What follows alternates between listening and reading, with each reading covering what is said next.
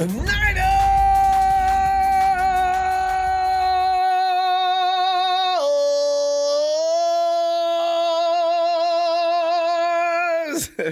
Fam, listen, it's Monday night, and I know what we got to do, But listen, keep one thing in mind. We're at 500 with about 13 or 14 guys out. Okay, you know what? That to me, in week 4, I'm looking at that, I'm saying, in 5 weeks, a lot is going to change. So you know what? Let's have fun with Monday night as we used to do. Well, let me get right into it. The Niners versus Eagles actually put into some perspective the start of the not yet canceled revenge tour. It's not yet canceled. No. By displaying more of the inconsistent play of the injured defending NFC champs. We'll be spotlighting what you witnessed and the reasons for the week 4 beating and taking your phone calls to discuss and vent this Niners defeat. And also, you know what we're going to do? Let's go ahead. We'll waive tonight the 24-hour rule set by the Niners locker room about losing games to continue talking about this loss that was quite winnable. And, you know, it's just not the start that we probably would have figured we were going to get, especially against the Eagles. But that's fine. Well, you know what? This is good. And, you know, nobody's going to get unscathed this year. There's going to be some beatings. It's just around the league, you see a lot of teams that just have look at the Falcons getting their brains beat out right now. They just lost one of their best players again, and they've already had a list as big as ours. That's just the way it is. Football season starting off rough for a lot of teams this year, except for the Cowboys, who have all their players and are still getting beaten. So which one would you rather have? At least we got a built-in excuse for losing, unlike some teams that are getting killed. And hey, let me go ahead and run it down. Bad news per Matt Barrows. Ziggy Ansah and K'Wan Williams will be the 49ers' 12th and 13th players on the IR. It's week 4 only. The 12, 13. Every week we lose a body. And fam, don't expect the Niners to go out and sign another veteran pass rusher this week after losing Ziggy to that biceps tear. There are a few free agent names out there, but the options are pretty much diminished. Also, logistics issues due to COVID-19 and to complicate matters even more. Coach Shanahan explained all this. In his quote, he says, it's kind of hard to bring guys in, and there's not a ton out there right now. And Clay Matthews, people are we going to get Clay Matthews? I don't know. I don't think so. But anyway, Coach goes on to say we've done it. I feel as we can, I feel as well as we can so far. And when you do bring guys in with all the COVID testing rules and stuff, I think the earliest we could get them in is by Friday. Goes on to say if they're not here today, I think it's Saturday. I don't know if we'll be able to do that this week. I doubt it. We'll go with what we've got, and we'll see who's ready to go. It's like every 49er fan, the rain cloud has just followed us around while the sun shines on everybody else. It's just raining like crazy, right? And per Matt, my uncle, it gets better. Coach Shanahan said his confidence level in the returns this week of Richard Sherman, that calf is still killing him, and he, Mostert, that knee isn't real high. With that said, let's go ahead and get into some throwback Monday Night Raw. Fam, we haven't had a Monday Night Raw in God knows how long, right? Since before the playoffs. I mean, you know, what was the last? What we lost? The last game we lost was with the Falcons. That's a long time ago, because it's been peaches and cream ever since, right? Except for, of course, the Super Bowl. But you know, that's still. Nick Mullens did little wrong in his first NFL starts. There were few critics amongst us that would say otherwise. Nick was like, whoa, look at this. You know, he knew 2018, of course he did.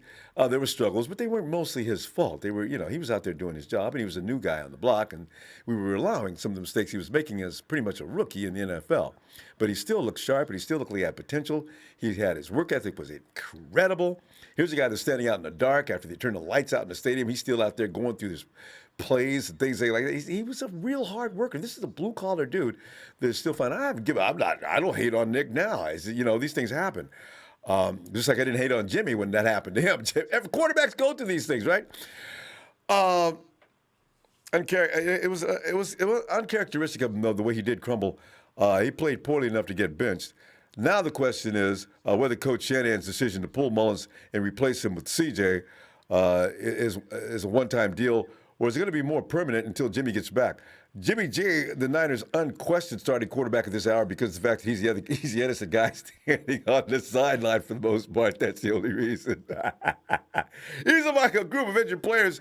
Coach said he hopes to get back in practice coming up on Wednesday. G has sat out the past 2.5 games with a high ankle sprain. The Niners return to action Sunday in Week 5 against the Miami Dolphins, as you already know. We'll be at home for that one.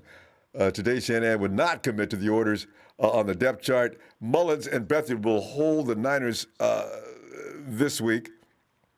Coach Shanahan said earlier today on a video call with reporters, that's something, this is a quote, that's something we'll work through this week. I'm still not sure about Jimmy. Just finished speaking with the players about 30 minutes ago, so I don't really know what we'll do on Wednesday. We'll have a plan by then, but I haven't talked it over with the coaches yet, so not sure, unquote. Slick Nick completed 18 of 26 passes for 200 yards with 1 TD, and he had a couple of INTs. He also lost a fumble. Fam, you know what? Here's the thing, though, because you can't really, just like with Jimmy, I used to say the same thing, you cannot blame the quarterback for every last thing that went wrong in that game. You cannot. There were so many things going on around him that also affected the game as well. The coach pointed out yesterday really well, too. The Eagles out-coached Kyle, and they knew exactly what to do. You stack that box up.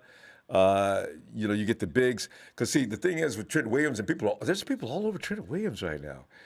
I read an article that made me laugh because it says teams need to beware of Trent Williams next week. Because the thing is, they stacked the box up and they had Trent Williams out there dealing with 2 and 3 guys at the same time. You figure like 8 or 9 guys with only a couple of standing back. They knew they were going to put enough pressure, I guess, on Mullens to keep him from doing what he wanted to do. And Kyle should have countered with quick outs with the Jerick McKinnon. Anybody quick guys, Trent Taylor, anybody quick guys, get him out over the line of scrimmage real quick. And Nick's got about a second and a half to get the ball to him and do that. He didn't do that. So, yeah, we suffered in that. So I find it hard to blame Nick. I did enjoy CJ, which I was surprised by that because I didn't know he had that kind of cool and calm. And he's evolved. He's not nearly as I don't know what to do after the snap as he used to be. So I don't know what Kyle's going to do. He's going to find out, I guess, by Wednesday or Thursday. He's going to run the guys out there through. Honestly, what would you do? I asked this question yesterday. It was a little late, so a lot of people were already gone. So we bring this show up today again. But what are you going to do this weekend? Are you going to continue with Nick, give him another shot? It would instill faith in him. He'd probably come out. He'd probably guns blazing. CJ looked awfully sharp, though. But like Mel pointed out, the Eagles were already back in prevent. They weren't doing a lot of things. They just wanted to keep the ball in front of them and allow the 49ers to roll down the field. But the 49ers rolled all the way down the field and went into the end zone. That 2-point conversion, CJ could have walked it back in, and even he has actually been quoted as regretting. He had a frozen moment, and he just couldn't figure out what to do, whether to throw it to the reliable hands of George Kittle or just waltz right in. In fact, he could have skipped in. He didn't have to run. God, that was strange. Anyway, the 49ers will be back. I'm not worried about that. I figured within the next 3 weeks, most of the guys will probably be back, even some of the guys off the PUP list. And we got a lot of top flight players that just are sitting back watching. So if the 49ers can stay up above 500 by beating the Miami Dolphins this week, we're still in great shape because that would make 3-2. And you figure that the 49ers are probably going to go maybe 12-4 this week if all things would have been healthy, right? Because as I say, I was watching again, watching the Seahawks. They're not going to hold on to that. They look like complete ass on defense, and especially their passing game. The 49ers will cut them to ribbons, but they got to be at full strength, though. As far as our defense goes, I wish we could stop it. So that's the only obstacle in front of us. The Rams are a team I don't really have a lot of respect for. We'll see. Let's see. Hey, Niners for life, 5 Super Bowl champs. What's good? Right? It's good. Everything's fine, fam. It's a little dark. It's that darkness before the end of dawn. Jimmy Battle, 75% seasoned to go. 13-3 season coming Niners. Bang, bang, bang. Giovanni Dario. Ronbo, you the best, bro. Thanks, Giovanni. Ray Jr., what's up? Looks like Jimmy G is a possibility to return, and I like our chances. I do. But I actually think that we don't need to get him out there next week. Maybe, well, you know what? He needs a warm-up game before we play the Rams, actually. So maybe it is a good idea to get him out there next week. But if it's still hurting a little bit, no. Sit down, Jimmy.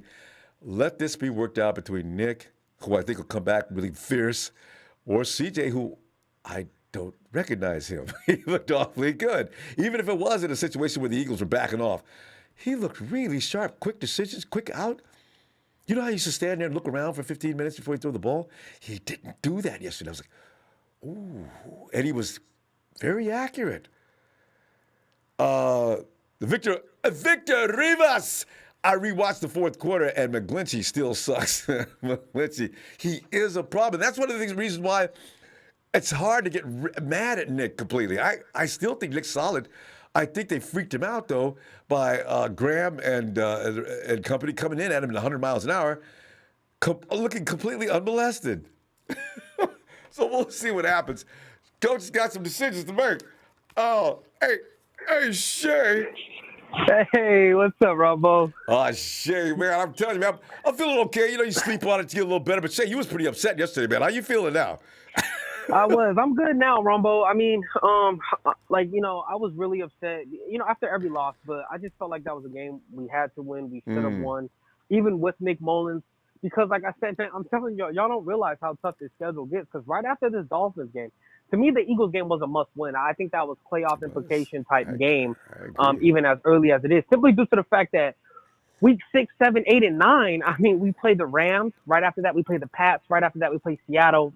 And then we played the Packers week 9. And then right before our bye week, we played the Saints.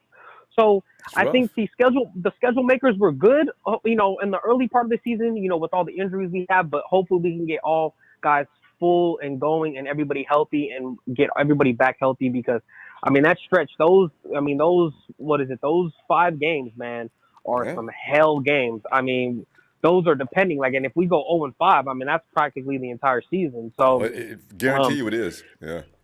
It is. So, I mean, that's why I was just thinking, damn, and it doesn't get easier right after the bye. We play the Rams and the Bills again, and I was checking off the Bills as a easy game, but damn, they're looking hella good too right now. So, I mean, I was just upset.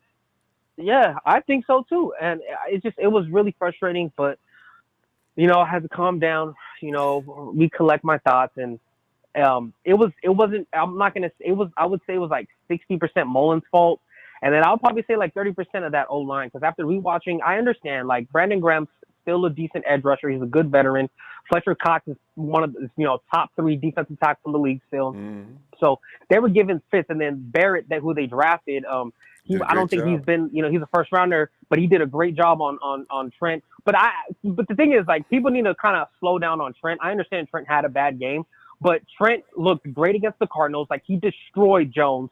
It was so bad that they had to put Jones on McGlinchey's side versus Cardinals. He looked great. He did really well against the Jets and the Giants. So yeah, him having one bad outing. I mean, the main person who has been the weak side, who has been letting everybody down, has just been McGlinchey. And Mike has looked terrible this season, and I kind of knew, because when he lost all that weight after the offseason, and he said he wanted to lose weight because he felt like he was less agile. So he lost all that weight to slim down, so his hips would loosen up. With the hopes of his hips loosen up, the technique would help him. But it made it worse, because now he's just getting bull rushed. Before, he wasn't getting as blown back as he is now. Yes, he was getting beat by finesse guys on the outside. So if he got beat, he would get beat all the way around. Now he's just getting his shit blown in, and then they're immediately coming in and trying to tackle the quarterback. So it's kind of damn, now there's a problem on the right side where Kittle has to be on that side, or McKinnon or one of the running backs have to go chip and help out. So, I mean, in all, it's McGlinchey, man, this is your, and you just said it, Ron, but this is his 5th year option. I mean, this is his his final year, whether we're going to get the 5th year option off him or not. And it's just looking like he was supposed to be the guy to replace Staley, correct? Yeah. But I don't know, Ronbo. I mean, right. And then I'm just glad, after all this whole Nick Mullens, propaganda and all this stuff after the beating up on the Giants, we finally realized, yes, I still do think we're a playoff team, Ronbo. Don't get me wrong. I think with the offense we have, Ayuk looks great. He looks amazing.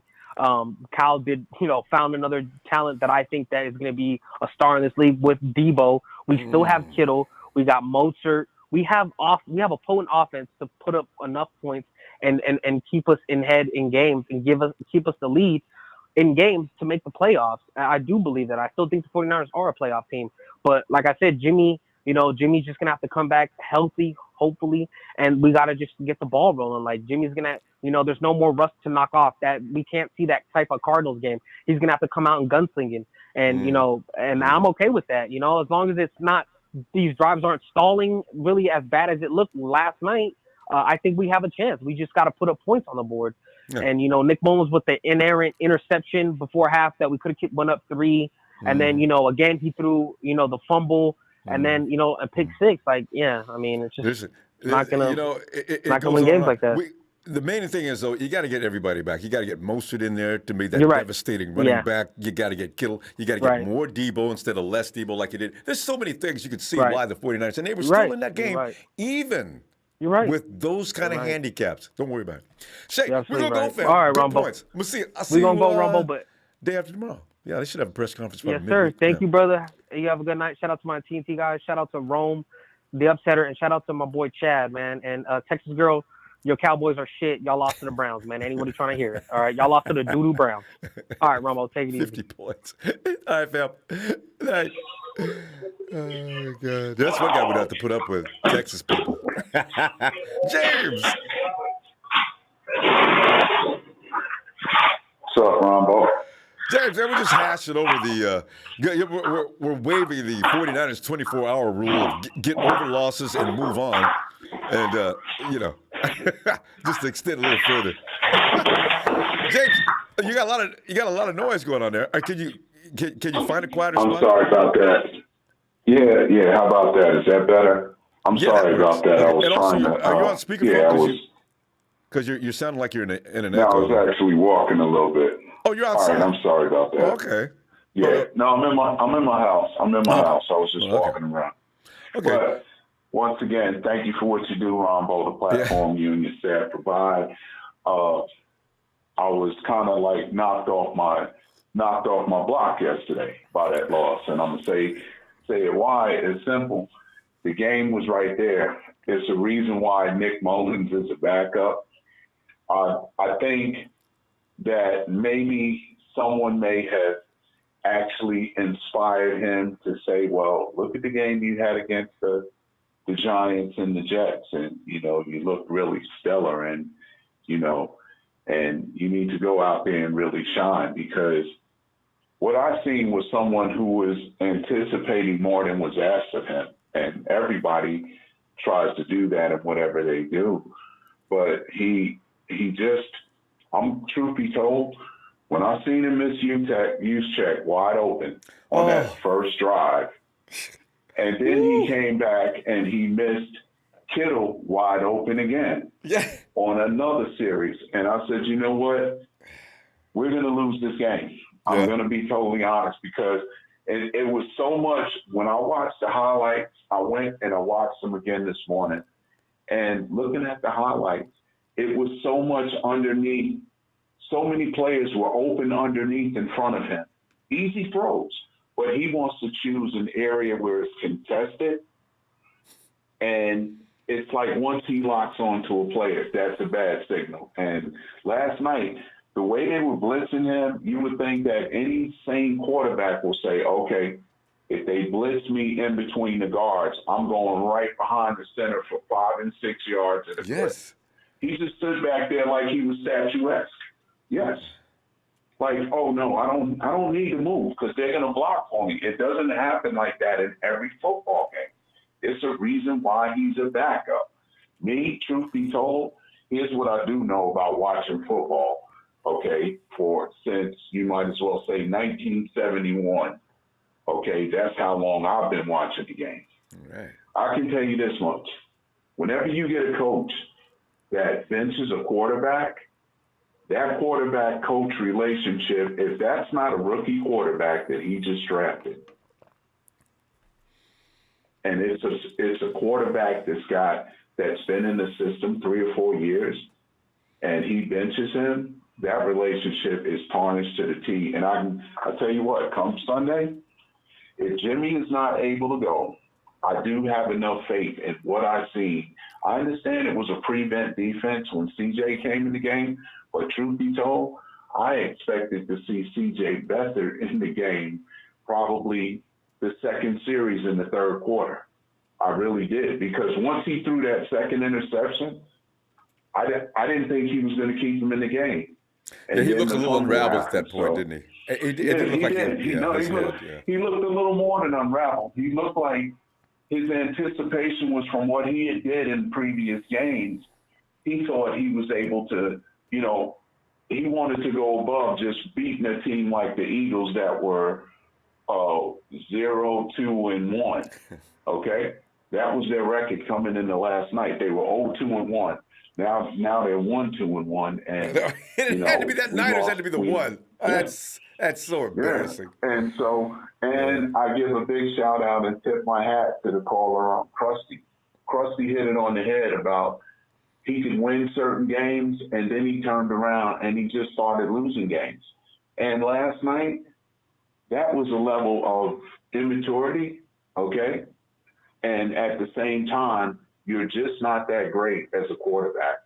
I can understand he can make some off-schedule throws and all that. But last night, that didn't, it didn't even look like the Nick Mullens that I had seen. That's what I'm talking about. He just really, I'll be glad. He morphed into something that we've never seen. He looked frightened. He was indecisive. He wasn't quick. It was strange. He was staring down receivers, and when he had people wide open, this was the shocker. You're overthrowing them, or you're underthrowing them, or you're not getting the ball to them. So, James, the thing is, it was, as I say, we got to stop. But that's the thing. What happened to Nick? His mind just left. Well, it wasn't Nick anymore. I don't know who that was. That wasn't Nick. Here's what I do know, and you got to go, hey, listen, it's the fourth game of the season. In 94, we were in that same position, but we found a way to win those next 14 games. We're going to get Jimmy back here soon and the rest of our players that are going to come off the IR. So there's more than a chance. Bad news but I know I'll feel a lot safer with Garoppolo behind center than anybody else right now. We'll be fine. So, we'll be fine. It's too early to panic. Way too early. Oh, thanks, man. Yeah. All right. Have a great evening. Be blessed. Nana Empire, Nana for life. Bang, bang, Nana game. Red and gold till I'm dead and cold. Have a great evening. Be blessed. Good night. You too, James. Night. And Denise, who got cut off yesterday. Denise, get in here. How's it going, Ronbo? It's going okay now. We're 2-2.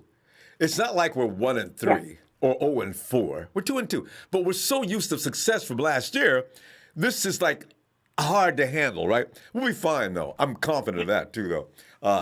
12-4 is still my prediction. But what are you thinking? Is it? Well, you know what? I have to admit that my faith is a little shook. My faithfulness is a little shook. It's definitely shook. Okay, 11-5 That's what I love about you. Mom was like, "Come on, Denise. Yeah. We're still going to pull it out. We're going to, we got to get some people back, about half of them at least, and we'll be fine. And to get the rest, and it's all over for the rest of the NFL. I know this. Ronbo, we don't have any more corners. Even horrible Dante Johnson, he sprained his groin or whatever. I'm like, what? I'm like, oh my God. I'm like, are you flipping kidding? We don't have any corners. No corners. None. And K1's out. So you know what? We got Jermichael, not Jermichael, but the guy we just picked up yesterday. They came in on that blitz and made that tackle. Jamarcus, I think his something is. Yeah. Anyway. Yeah, I know who you're talking about. Kyle said that he's, I guess, the one who's supposed to step in. But like when he said that Dante, he's like, well, Dante Johnson really gutted out his performance. I'm like, seriously, that's what you call gutting out? I go, God, you and I have so different concepts of gutting. They always say nice things about him. God. And he had the nerve to say, you know what? Grant Cohen drives me nuts. But I will say he asked a phenomenal question. He was like, hey, he basically asked, about Mike McGlinchey, which now I think I'm going to start calling him Mike McGlitchy because he just glitches every other play. So anyway, and sometimes he does 2 or 3 in a row, Denise. God, I don't know what's going on. He needs to put the weight back on. Kyle, with a straight face, said, "Oh no, I don't think he's playing as bad as everyone's making him out." He's like, he's playing well. I'm like, Kyle, what does that tell you, guys? Are you guys? watching the same film that everyone else is watching? I'm like, I'm not even a football guru, dude, and I can tell he's playing like shit. I'm like, you gotta be kidding me. Are you looking for an offensive guard or a tackle next year in the draft? I'm definitely looking for O-line. If it was me, you know what? Twitter people, everyone needs to calm down. I thought I lost my faith. Shit. I'm about as faithful as they get compared to people on Twitter. They're talking about tank for Trevor Lawrence. Get Tua and send Jimmy Garoppolo somewhere else and give away George Kittle and get. I'm right. Like, I was gonna say, did you see the one? Package Jimmy and George and get that first round pick. I almost blocked the fool. That's just too much. Anybody that's silly, I can't talk to him. I can't have him talking to me. That's what? I'm like, you're not a 49ers fan because I'm sorry. First of all, we're getting rid of Jimmy and George Kittle. Oh, have you lost your mind? Who's throwing the ball to? Can't be a real 49er fan. That's got to be one of these guys like Mahomes or Smiley and some of those low IQ football people. Because that doesn't make any sense. You're not making your team better. You can bring in a new quarterback. Trevor's going to be a rookie next year. Nobody knows if he's going to succeed or not. And who's he going to throw the ball to? You got rid of George. What are you, stupid? I mean, come on. Oh, the ignorance that flows across social media is unmeasurable. Yes, it was a team loss. I'm going to try to be quick. It was a team loss. And I have news for everyone. Miami is not a gimme game. I watched the replays of that game. They played Seattle hard. That is not a gimme game. Like, we need to play balls to the wall or we're going to get taken out again. And CJ, I'm sorry, Kyle Shanahan, this is Denise's version of Ronbo Sports. Let me holler at you. I could have gave you an installment just to make it official. But go ahead, you've already given yourself. No, I should have asked for an installment. I'm sorry, Ronbo. You've already got. Well, let's be official about it. Wait. Let's be official. Hold on. And now it's Monday Night Raw, where we always let you know how we feel. It's time for Let Me Holler at You. All right, Denise, take it away. Okay. Kyle Shanahan, I don't know what's going on, but I don't understand. I literally feel like your quarterbacks, I don't care if it's Jimmy, I don't care if it's Nick, I don't care if it's CJ, they cannot think for themselves. They literally, I feel like they are petrified not to do exactly what you asked. CJ didn't have to throw that ball to George Kittle. He could have walked the touchdown in himself. He literally had a clear path to walk it in. I replayed it 3 times to make sure I wasn't hallucinating. He could have walked it in. Kyle's play calling sucked last night. I don't care what anybody says. It was a team loss. Kyle did not make adjustments. Robert Saleh, let me holler at your ass too. Real quick, no Denise. Adjustments. Yeah. Real quick, because we're out of time. Sorry. Go ahead, real quick, because we're out of time. Oh, I'm sorry. The and Go ahead. I'm done with the let me holler. My thing was just with Kyle and his quarterback. Denise. The pick 6. There was no Niners. Kendrick Bourne was totally covered. Don't know where Nick was throwing the ball. Denise, I can see you got plenty. Denise, come on back midweek, and we'll let you allow us to get some more into. Because you know what? We could go on for hours talking about the bad things in that game. We got to share the time tonight. I'm sorry. But good stuff, Denise. I'll see you on Wednesday. All right. Okay. Thank you for listening, Ronbo. I'm trying to restore my faith. You're doing all right, too. You'll be okay. We'll be okay. In 2 or 3 weeks, we'll forget all about this. Don't worry about it. All right. All right. Bye, Denise. Thank you. Have a good night. You're welcome. You too. Right, bye-bye. Yes, indeed. Matt. Come on in, Matt. What's up, Ronbo? Well, as you know, we're 2-2. This is not where we predicted we'd be, but is what it is. So, Matt, is going to be a quarterback shuffle this week, or is Mullens coming back out there? Any other observations you want to bring in? It's Monday Night Raw. Get them off your chest. Go ahead, Matt. Well, first of all, yeah, we're going to have a shuffle up this week because I don't know what Kyle's going to do with CJ and Nick. I don't know if Jimmy's going to come back. I don't know if he's coming back against the Rams. But I don't know. I said last night start Nick, but we'll see what they're going to do. Last night still was a tough loss. I mean, there was just so many missed throws by Nick. I mean, he missed that one use check in the beginning of the game. Threw that pick in the end of the half. I don't know where he was throwing that to. The pick at the end of the game, too. So, yeah. Yeah, he had a day. And poor Nick couldn't really explain that. He does take responsibility for it, but he can't really tell you what was wrong. I wish I could get a candid moment with him, sitting around having a brew or something, saying, hey, yo, Nick, man, you kind of came unraveled there, man. What was going on with that? And he'd probably spill it out to me. He's like, every time I look to my left or my right, I'm going through my reads, all of a sudden I seen this blue eagle white jersey coming at me like 100 miles an hour. So he kind of got me a little shook up. I still should have did something about it. You go through those things, but that's why I can't get all the way mad with Nick. I can't get mad with him about that shot to Juice. There was nothing stopping him from getting that ball to Juice. There was no pressure on him. Nick, just throw him the ball. He's got nothing but real estate with nobody on it. Get it to him. He sails it over his head by, it looked like about 10 feet, didn't it? How did he do that? Yeah, it did. Oh, man. That's what I'm And saying. the It's so interception shocking. at the half. Yeah. Yeah. So I got a feeling he'll be back next week. Interception at the half. Yeah. It's just like, where are you throwing the ball to? Just throw it out of bounds, man. This really looked like a mind blank again. As I say, we've not seen him do that on his worst days. He didn't look like that. So what was it? Yeah. I don't know if it was the primetime game under the lights that got to him, the whole United States watching it. I don't know if that was it. I don't know. Maybe, but he's done that before. He did that. He beat the Seahawks, the first one to beat the Seahawks in a long time, and he beat them up. Mm-hmm. He got his way with them. Beat the Raiders to death.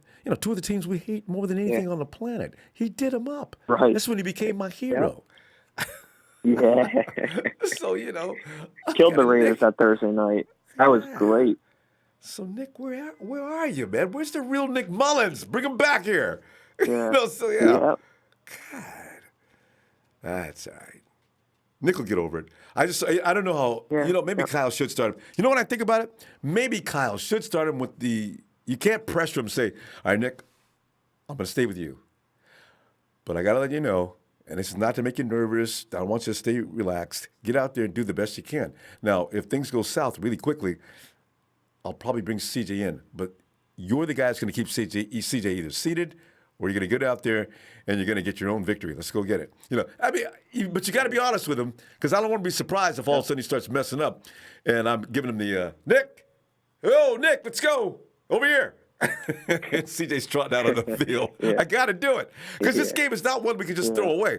If CJ's got what the plan is, you got to let him have it. I don't know. Yeah. I mean, what would you do? I mean, it's a toss-up. It really is a toss-up. The bottom line is I trust Kyle Shanahan either way. I trust him to make the right decision. Yeah, he's going to do it, I suspect. Mm-hmm. We'll see. All right. Tell you what, Matt, let me, we'll see you Wednesday, huh? All right. See you Wednesday, Ronbo. Good night. All right. Night, Matt. Hey, Stevie. Oh, wait, John Milner. Hey, John. What's up, Winner fam? They're going 14-2. Watch and see. Staying what I said, 15-1 or 14-2. John, I like that spirit. I'm with you, man. I got him losing possibly 2 more. Maybe 3 if we get any more injuries, but they'll still be in double digits as far as wins go. They'll right the ship soon. Obviously, without certain personnel, key personnel, you're not going to win any football games. You shouldn't be losing them this close. So that tells me if we're going to lose a game that close, oh, hell, bring my guys back And these teams we're losing to, they get blown off the field. So we'll see what happens going forward. Hey, Stevie. Ronbo. Stevie. Yeah, looking at things tonight, Stevie, man. You know, you had a lot to say last night. It was all good, too. Stevie, you know what? I'm looking at the quarterback situation now. I have a feeling Kyle may not go yet. With a high ankle sprain, he's probably not going to want Jimmy out there further inflaming that ankle. What do you think is going to happen? And any other observations you got on that game? Well, what I want to happen is Jimmy to play. I think that's what everybody wants. But I think what he might do, I think he just lost all trust in Nick Mullens after that game. Like, if you bench him, it's over with. He can come back from that later on in his career, maybe. But I feel like if Jimmy can't go, C.J. Beathard's going to start. But I still want Jimmy to dress up. He might not play just to be safe on the ankle, but dress him up just in case it gets too crazy. Oh, if CJ goes and messes up. Yeah, I hadn't thought about that. That's an option. Because it's an option, but it's just we need help everywhere. Like going into next year, I'm thinking, okay, maybe just need a corner here, an old lineman, interior old lineman, and maybe another edge rusher, and we good. Now, remember, we need corners. We probably might need a safety if Chart leaves. We have so many free agents this year. And we only have none of our corners are signed back after this year. Not one of them. Ain't got no money. It's scary. Yeah. It's scary. Yeah, but actually, I think we got enough money because if the Rams can sign all these players, the 3 players, these big deals, we have enough to at least sign our players back. I know they probably might not take a huge deal, but a good enough deal so we can keep the core together, keep everybody back some type of way. Because if the Rams can finesse, we can finesse too. And we have more money than the Rams, and they paid all these big players. Still don't understand that's another issue. Man. But yeah, that's another issue. I think Ronbo, we're gonna trade. We're gonna trade somebody, and we're gonna get somebody in the trade coming up by this deadline. I think they're gonna do that, Ronbo. Yeah, because look, Richie James is coming back. I think they said this week, or about maybe next week. So Dante Pettis is already not playing. So you could give Dante Pettis away. You might not get too much from him, but all these receivers like Julio's out for the game. They have no receivers in Atlanta. Mm-hmm. You know, they have no receivers around the league. Everybody's keep getting hurt. Dante Pettis is a serviceable receiver, just not for us. Ooh. So we could trade him for something. We got Ricky James, so we can trade him for something. And then Ronbo, we're starting. I definitely the D-line is really good, Ronbo. I really like Kevin Givens. You know his PFF overall grade was 89.5. More and more. What was the rating? 89.5. Yeah. That was almost in elite territory. He is. Like, Ronbo, Kevin Givens showing up in every game, and we've been talking about him for 2 years now. I tell you, I said I liked him last year. Baldinger liked him last year. He is better than Solomon Thomas. I didn't want to say it last year, but I said, he does a better job than Solomon. He over a 70 in the grade. He never even got over a 70 in the grade before. Solomon. Givens has impact on just about every. If he's on the field, you know he's playing. I like that about him. Exactly. Yeah. So that's a good part of going out. That defense is doing its job for the most part for what they have going on because they're missing more pieces than we are. Mm-hmm. So and they still held them 17 points.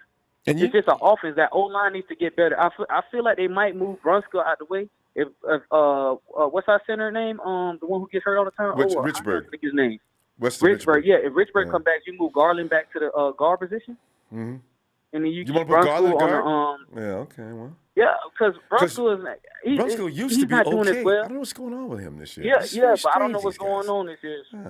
Exactly. And then McGlinchey, I'm feel like I don't know why they're scared to take him out. I don't care if he's the 9th overall pick. Get him out of there. He's playing terrible. That's the problem.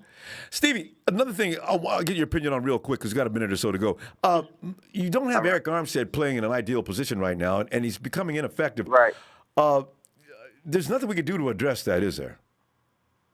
I don't think we have any more edge. I mean, unless they sign somebody like a Clay Matthews and a Cameron Wake, but like Ziggy also, we signed him for $3 million, 1 year, $3 million. But I don't think that was he came and played 5 or 6 snaps and got paid. I wonder if anything that was guaranteed. No, I don't think it was because they know of his injury history. So I think it was more incentive based.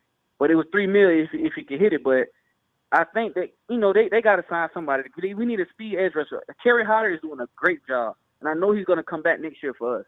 They're going to sign him next year. Yeah. But we need speed off the edge. We don't have none. We just got power, and then they can't contain. Like, they're thinking about putting in Tua next week, Ronbo. They're thinking about saying Fitzpatrick and putting in Tua. Tua has the good ability to run. And if Carson Wentz and that'll work. Yes, that's exactly. Because we can't contain the run or the quarterback run. We always get the zone run, not the zone quarterback. So it's just like on the zone read quarterback. So it's just like I just hope Kyle, but we need I just hope Saleh sure, finds out about what you just told me. If Saleh knows that's what the plan is, you work Tua like the rookie he is. We'll see what happens on that. Steve, I'm gonna see you Wednesday. Probably gonna get more news on that as the week evolves too. All right. Right. Oh, man. All right, Rumble. All right, man. Good to hear from you, Stevie, as usual. And let's go over here and check out. Can you imagine Tua starting next week just because his mobility? Everybody knows you can beat 49ers if you just run around. Hey, Jay. What's up, Ronbo? Jay, a very, very bizarre game and loss. Nick Mullens, all of a sudden, he look like a first-year player. Nick, you threw that ball. I mean, Jay, either one of us could have threw the ball. Juice was so open, it was ridiculous. There was nobody over there but Juice.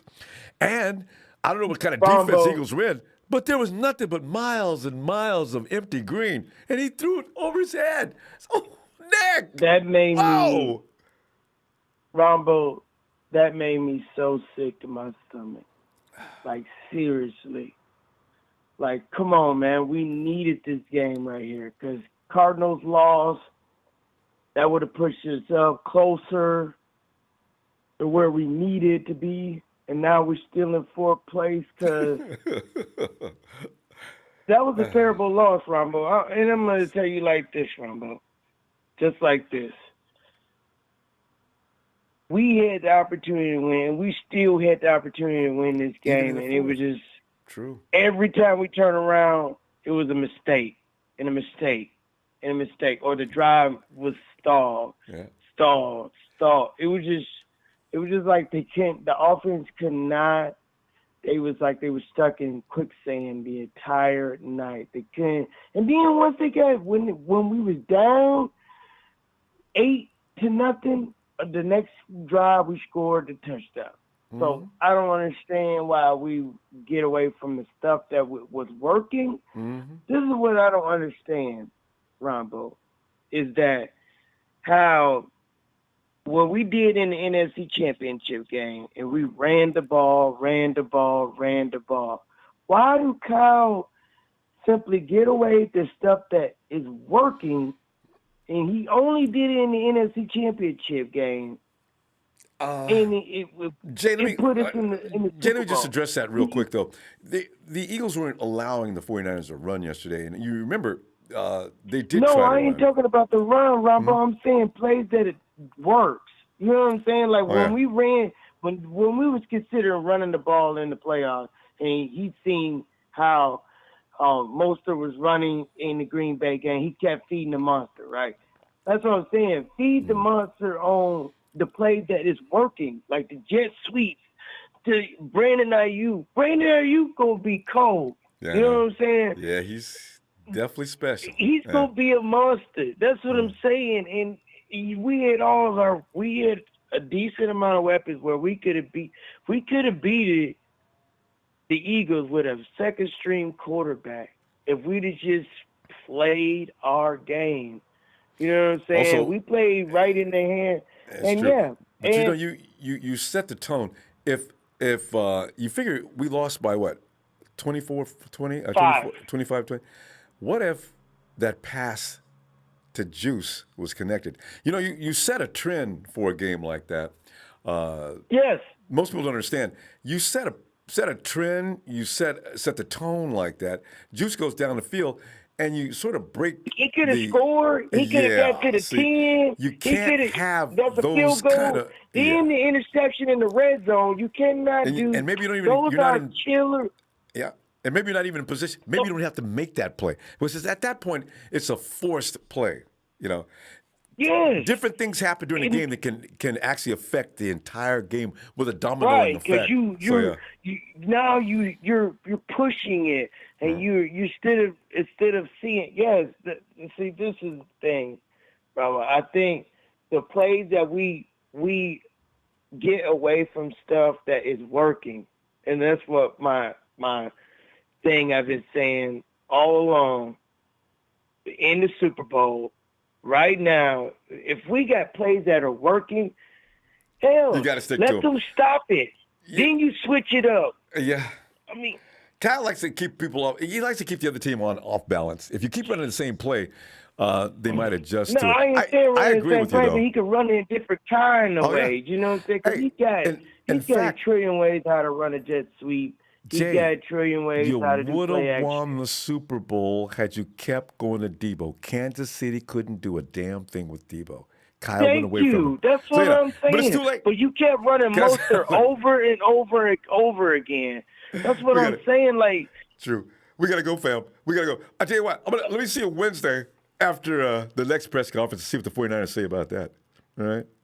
All right, Ronbo. Appreciate you, brother. All right, fam. Appreciate you. You know this. Good night, brother. All right, you too.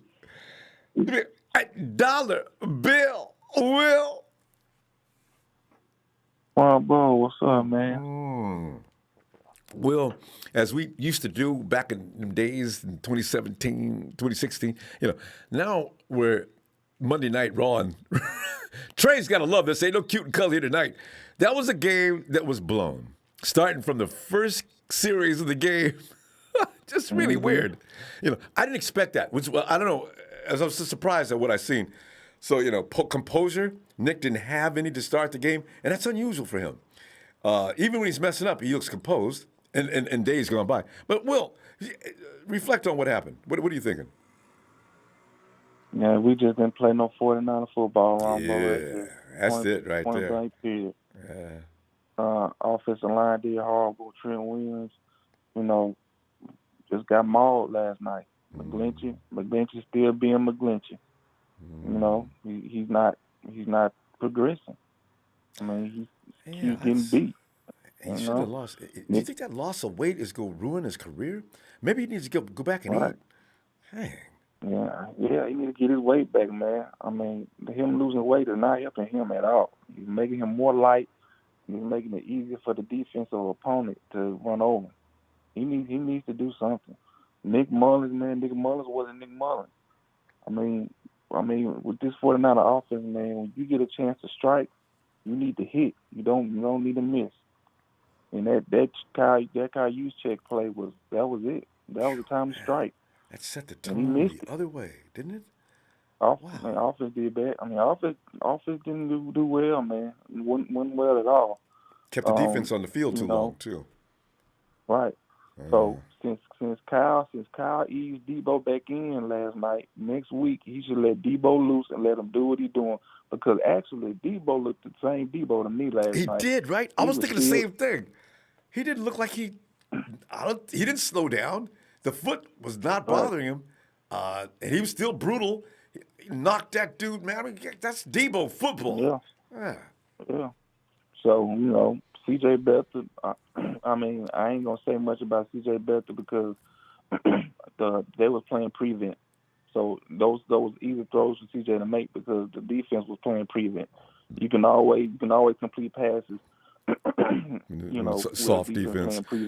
True. So what I like, though, the look in his face, the confidence, he seemed to know exactly where he was going on every play. Even before, prevent or otherwise, CJ always looked confused. To the end of he looked like he's about to take hits. So if Jimmy can't go next week, man, it's just going to have to be a backup battle this coming week to determine who plays Sunday. But hey, one question, Will. Did you like the idea, just brought up, though, have Jimmy dress, and then whoever you're going to start, let him go. And if they look like they just completely have no charge of the offense, you bring Jimmy in. Otherwise, you leave him sitting on the bench and let that ankle rest another week if you can. What do you think about that? Well, I mean, that's going to be something Kyle going to have to think about. Yeah. I mean, it sounds good coming from us, but it's got to be Kyle's decision, man. But we need to get back on track, man. We really do. Now, people, it's about to get real. And I'm putting the Dolphins in this because the Dolphins played. They fought against Seattle. I know. So I'm not counting Miami out in this. Now, people, we need to realize this right now. it gets real starting next Sunday. Okay. We got the Dolphins, the Rams, Patriots, and Seahawks. Cam Newton, a mobile quarterback from the Patriots. Russell Wilson, a mobile quarterback for the Seahawks. These 4 games, I'm including Miami too, because Miami ain't no pushover neither. We need to be ready right now, Ronbo. The time to get right is right now. We need to win games consistently right now, Ronbo. We don't need to be losing any more games after this. We don't. Because these 4 games is crucial. I mean, from starting next Sunday all the way down to the end of the season, it's going to get real. It's going to get real. And we don't need to be playing around. We need to look inside ourselves and go out there and put it all on the line. Because this is it. All this fun, all this playing around with the Giants and Jets, all this is over. It's about to get real, Ronbo. So this stretch is going to be this is going to be a gauntlet. This is a gauntlet, Ronbo. This is a gauntlet all the way to week 17, and we need to be winning these games if we're going to make it to the playoffs. Now I got a feeling we are. I mean, I'm a faithful. I believe we got the talent to do it, but we're going to have to play. We're going to have to play and not play around. Kyle Shanahan is going to have to start putting on the gas from the first quarter to the fourth. And get the fourth gear as quick as possible. Fam, we got to stop. I tell you what, I agree with every last bit of that. We're going to see what happens next. Going to make some adjustments in that, getting those guys ahead and see what they can do. Because they are the backups, but they got to do their job. They were looking good in 1 minute. They just looked bad this one time. Let's see if they get better. All right, Will. We'll see you Wednesday. All right, man. Shout out to you, Ronbo, man. Shout out to my TNT fam, man. My player partner, Dre, Trey, Big Show, Russo, all them guys, man. Shout out to the Ronbo Sports Fan Club, Rico, Jersey Joe, Sewer, all them guys. Super Bowl 55, Tampa Bay, Florida. I want to be the Tampa Bay Buccaneers, to be the San Francisco 49ers. If we can play hard every game. So it's got to be. Versus to be announced. All right, Ronbo. No, Will. And Christopher Engler, hey, have a strong week. Do you think Jimmy will play this week? Depends on how urgent that Cal think. You know, he's going to look at CJ. He's going to look at Nick and see if they've come out of the coma, or Nick's come out of his coma, because CJ's probably fine. And then see how Jimmy is. If he's not hobbling around, of course, he'll probably be right out there. Luis R., and thanks for the contribution, Chris, and we need to focus on running the ball. Everything else will fall into place. Luis, it's just not that easy. I think they wanted to run last week. You still need your premier runner, the explosive Mostert in there. He's not going to be ready next week, apparently. So, I don't know. And Tom Testosterone, you got a lot of nerve, man. You support a team that's never, ever won a Super Bowl. Thank you. Hey, Demand, come on in, fam. Okay, we got the name. What's going on, Ronbo? Yo, I got the name right? Desmond, I'm sorry. Desmond got a typo in there. Desmond, what's up? No problem. What's going on with you, Ronbo? Desmond, man, we're just sitting there looking at this situation that we got ourselves into. You know, because the schedule is going to get a little stiffer starting next week because the Dolphins are playing some solid football. They just don't know how to get over the hump. But the coaches got them playing really well. And after that, we got to get ready for primetime football every week almost. And, but we're talking about tonight's game. And you got a situation now where your backup failed in a way which was unusual for him. And now that's another head-scratching problem with Jimmy G sitting there with his ankle hurting. What are you thinking? The only thing I'm going to say right now, Ronbo, is the folks that were pumping the whole, well, we don't really need Jimmy because, this backup is in here making all kind of plays. You saw firsthand last night the difference between Jimmy G and a backup. And it looked eerily similar to when we didn't have Jimmy. I mean, it looked exactly the same way. Jimmy it's a such thing as an it factor. And Jimmy has that it factor that the rest of our quarterbacks just don't have. The guy wins. everyone who's talking about the whole, defense.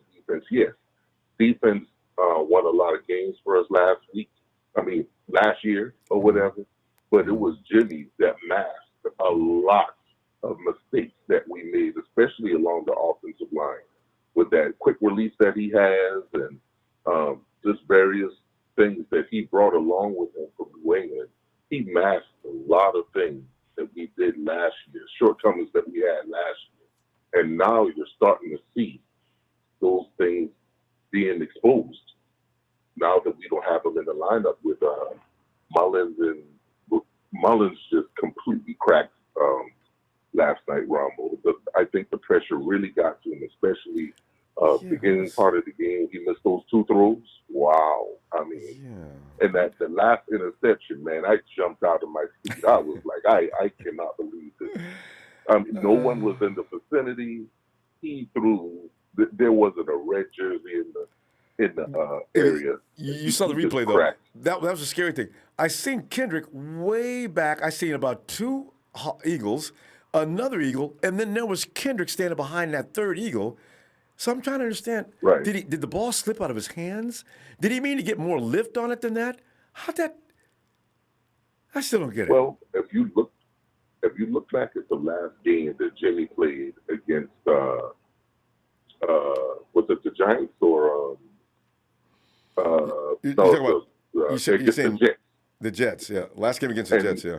Yeah, and you remember? I can't remember if Jimmy was. Whether he was rolling out to his left or he was throwing to his left.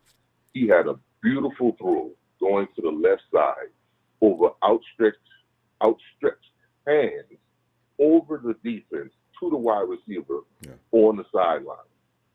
And that's one of the differences between Jimmy and your backup quarterback. Jimmy was able to be there and to get that ball with the right velocity over the defense into the receiver's hands. Yeah. Nick, he just doesn't have it. If that play doesn't go exactly how Shanahan drew it up, we're in trouble with Nick. And that's just the truth. We need Jimmy back. We really do. Yeah, he brings a certain to be honest level with of leadership too. That's true. Right. Yeah. He's been in the Superdome playing against Drew Brees. He won. We got downstage against Arizona last year. We won. And most of that is because of Jimmy Garoppolo. It's just the truth. It's just the truth. But to be honest, the all of the slack doesn't need to just go on Nick. I believe Shanahan and Saleh has to take some kind of accountability in this, because I'm not saying that the team has a Super Bowl hangover, but I believe our coaches do.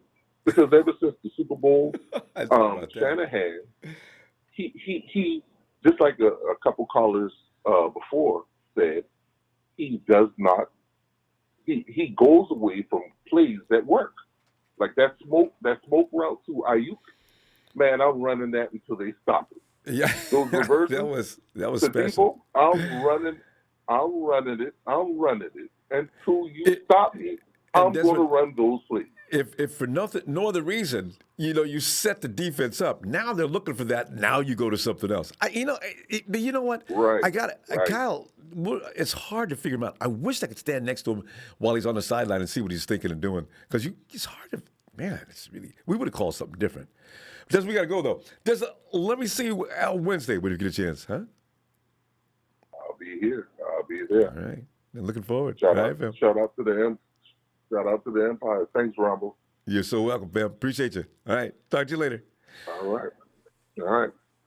And now, he is one of the founding members of TNT.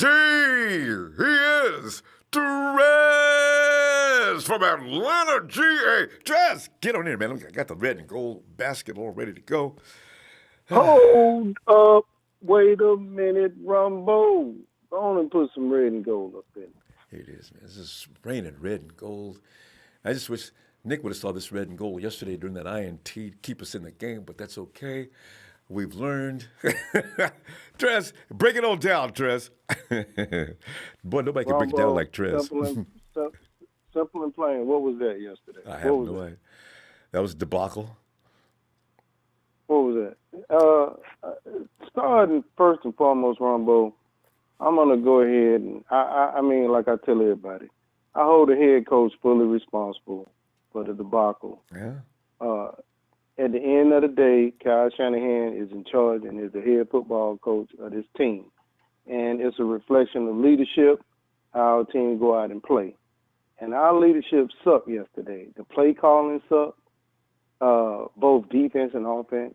Do you realize that our defense gave up 3 fourth down plays? 3.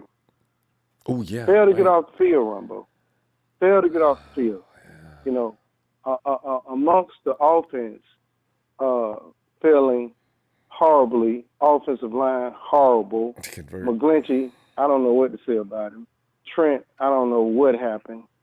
I mean, and the list just goes on and on. You know, it was just a debacle all the way around, because you give me a Brandon Ayuk, you give me George Kittle, you give me Debo, Mohamed Sanu. Oh yeah, but I'm going down the line. Mohamed Sanu. I forgot about him. Exactly. Yeah. That's what I'm talking about. You give me a Debo. We had enough firepower to take down and destroy the Philadelphia Eagles. But no. We go out and we in a game. We in a game with them. You know, it doesn't make sense. I don't understand it. I really don't. Don't understand. Kyle, like, and I was gonna mention that too, goes away from the plays that work. You know what I'm saying? Man, I'm gonna jet sweep your ass till you can't stop it no more. Where was the screen yesterday? Ronbo, real quick. Jim Schwartz.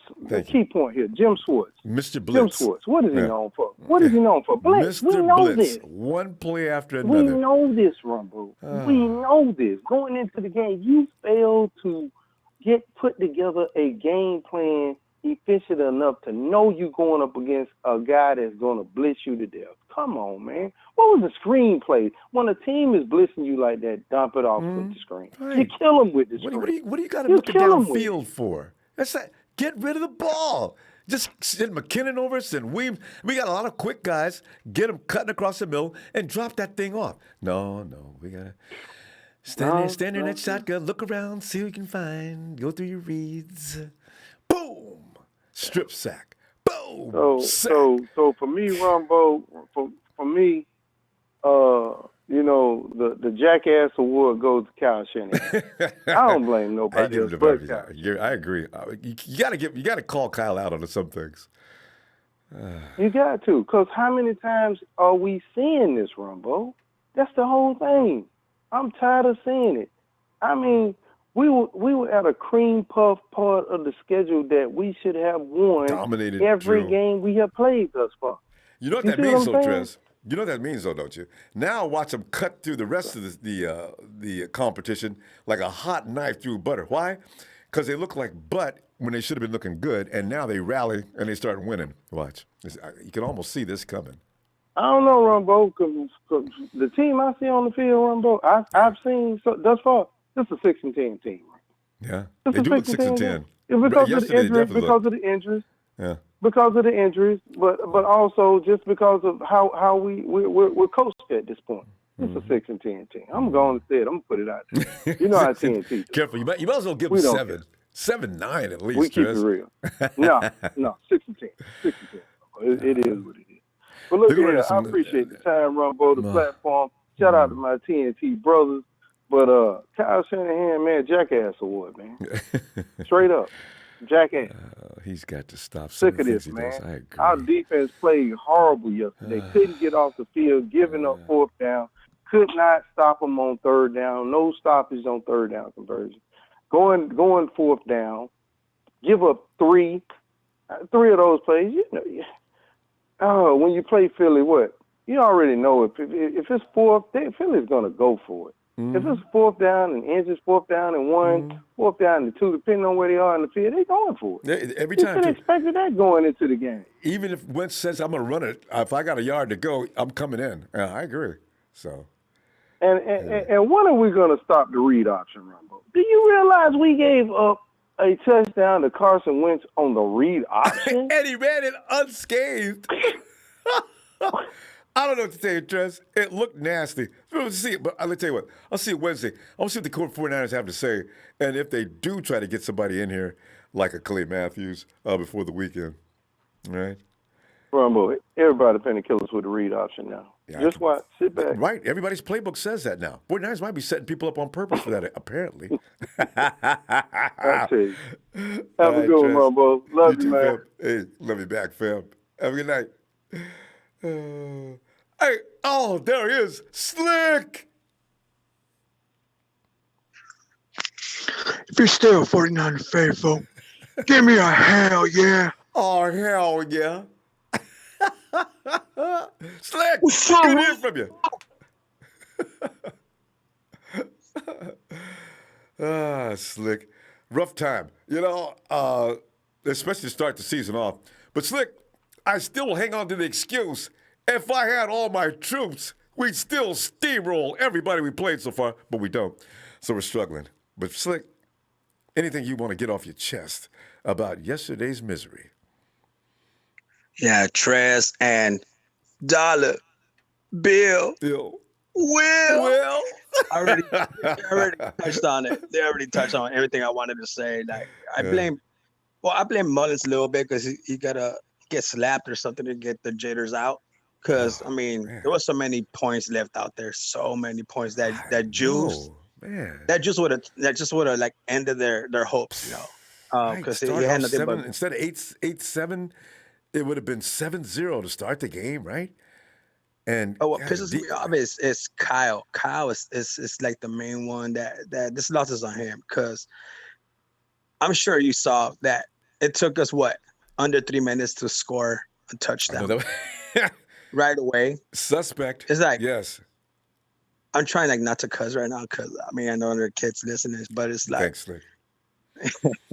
but yeah, like it's on him. Like, why do you go away from the stuff that works? They can't stop Debo. They can't stop Kittle. I mean, they was struggling. What are you doing with Ayuk? You know, Ayuk. Every time he goes to him or whatever, he already's proven that he could score touchdowns. Something happens or big plays. So why not keep going to him? Why not make him like keep going to him or like have like some trick plays or something? And the teams know that we're not like a running quarterback. We're not. It ain't Cap. If it's Cap, he's gonna be running like the RPOs and all that stuff. Yep. So why not have like set up like a play like a bootleg or something that he just like runs in for a first down automatically, untouched or whatever. Like it's like everything that works, he goes away from. I don't get it. He's supposed to be like the smartest like offensive mind in the game. And he's so smart. He's stupid. You know. And he makes but you know what he tries to do, Slick? He's trying to put a puzzle together out there. One play leads to another, and by his testing, one play leads to another. The ultimate end is coming in about the third sequence. I figured that out about him. What Kyle does is all part of an elaborate scheme. But every now and then, Kyle, you could run that second part of the scheme twice or three times. If it works, let it roll. I don't know why he doesn't think that way, though. Not only that, it's like screw your thing. If he's either giving you something, take advantage of that situation. Not only that, you see, I don't know. I never seen Trent Williams get punked like that. So we got straight up punked. I mean, I'm a Niner for life, and no matter what, but I'm gonna be 100 about it.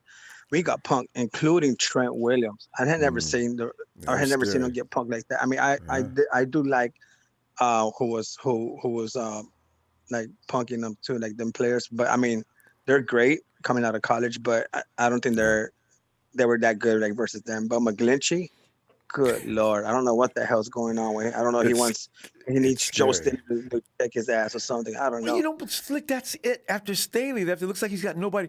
I mean, no, maybe Staley kept him in. He wasn't this bad last year, and everybody's blaming it on him losing weight. But I don't know. McGlinchey should be more agile and athletic, which is why it was slow. He was getting beat because he was too heavy. So now that you lost weight, you should be able to maneuver that big butt. I don't know. And I know Sadler thinks he's like, I gotta get on his ass too, because I mean, you see, why don't you just blitz his ass? You know, send the rain. You know, hate like doing that. I know it's just I mean, like if your shit ain't working, I mean, make adjustments. Like Kyle, like bring in like a fullback and the tight end to block since the O-line is having so much problems. Make adjustments. He didn't do a squat though. And then like I mean, but I still think that if Jimmy comes and practices on Wednesday, he's starting. But if not, he's gonna go back to Mullens because he can't go Just away from switch his. like that. He's gonna really mess up his confidence, you know. And I think he's still gonna go to Mullens. I'd rather have Mullens over CJ any day, though. I mean, I know CJ looked good. He saw what was going on from the sidelines. He's like, oh shoot, let me do this and that, whatever. Hey, you're right, Slick. That's another thing. If you're standing on the sidelines watching the game, you can see better what's going on out there. You know that's another reason why CJ looked like he was so large and in charge when he came out there. CJ was out there dealing quick. Snapped the ball. Boom, he's got it out of his hands. Look at this. What's going on with CJ? I was shocked. Exactly. But I mean, I still trust Mullens all day, any day over CJ. Yeah. No offense, CJ's CJ. still probably scared. No, I mean, but all right, Ronbo, I just wanted to check in, you know, give my 2 Good cents. stuff, Slick. Always good to hear from you, too. I ain't heard from you in a long time. See you, though, all over the place. So I'll be listening, though. I just haven't called and stuff. And I had to figure out this Zoom thing because, I mean, you have the app. You no longer have the app, so it was like, okay, how do do it? But all right, Ronbo. All right, fam. Have a good night, Slick. Stay faithful, fam. You too. Go Niners. As a matter of fact, we've not heard from our dude out in Virginia, Aguero. Say, how come Niners always give them their first freaking win? And Mullens saying that he was seeing white and black, and I say what off the game. I don't know, girl. You know, yesterday was just a strange thing. It's really weird. 4:05, Oklahoma. Is that right? Hello. Yeah, Ronbo. Yo, who is this? This is Brandon. Brandon, come on in, man. We're enjoying we're enjoying get it off your chest night. Brandon, your feelings, because you know it's Kyle Shanahan's running around talking about I ain't making no commitments. I ain't telling nobody who's starting this week. Brandon, your feeling on that and anything else on your mind? What's up? Well, first of all, I would like to have a small moment of silence for Nick Mullens. I mean, honestly, I feel like he had it, and everybody jumping on his case, but I don't know what he was doing out there. He was really messing up. And another thing I want to say, I've been wanting to say this for a while too, was I remember a long time ago before the season started, you had a show and you was talking about the preseason. And I've been wanting to say this is exactly why I'm talking about why we need the preseason. A lot of people called in and was like, no preseason. We need to go straight to the games and this and this and that. And look tacky. Like, nah. Yep. Yep. I was like, you got to know what you got out. Yeah. But yeah, Nick Mullens did mess up a lot. I know Jimmy G hopefully gonna be on the way to come back in. I still, like the last caller said, I still feel like I still pick Nick Mullens over Beathard. Yeah. And I don't know, Kyle didn't want to commit like he always does. He's always had this thing about CJ anyway. So even if he was leaning toward CJ, he probably says, or Nick, he's probably got to make CJ feel good. You know, it seems like it's been that way ever since him and CJ got together 3 years ago.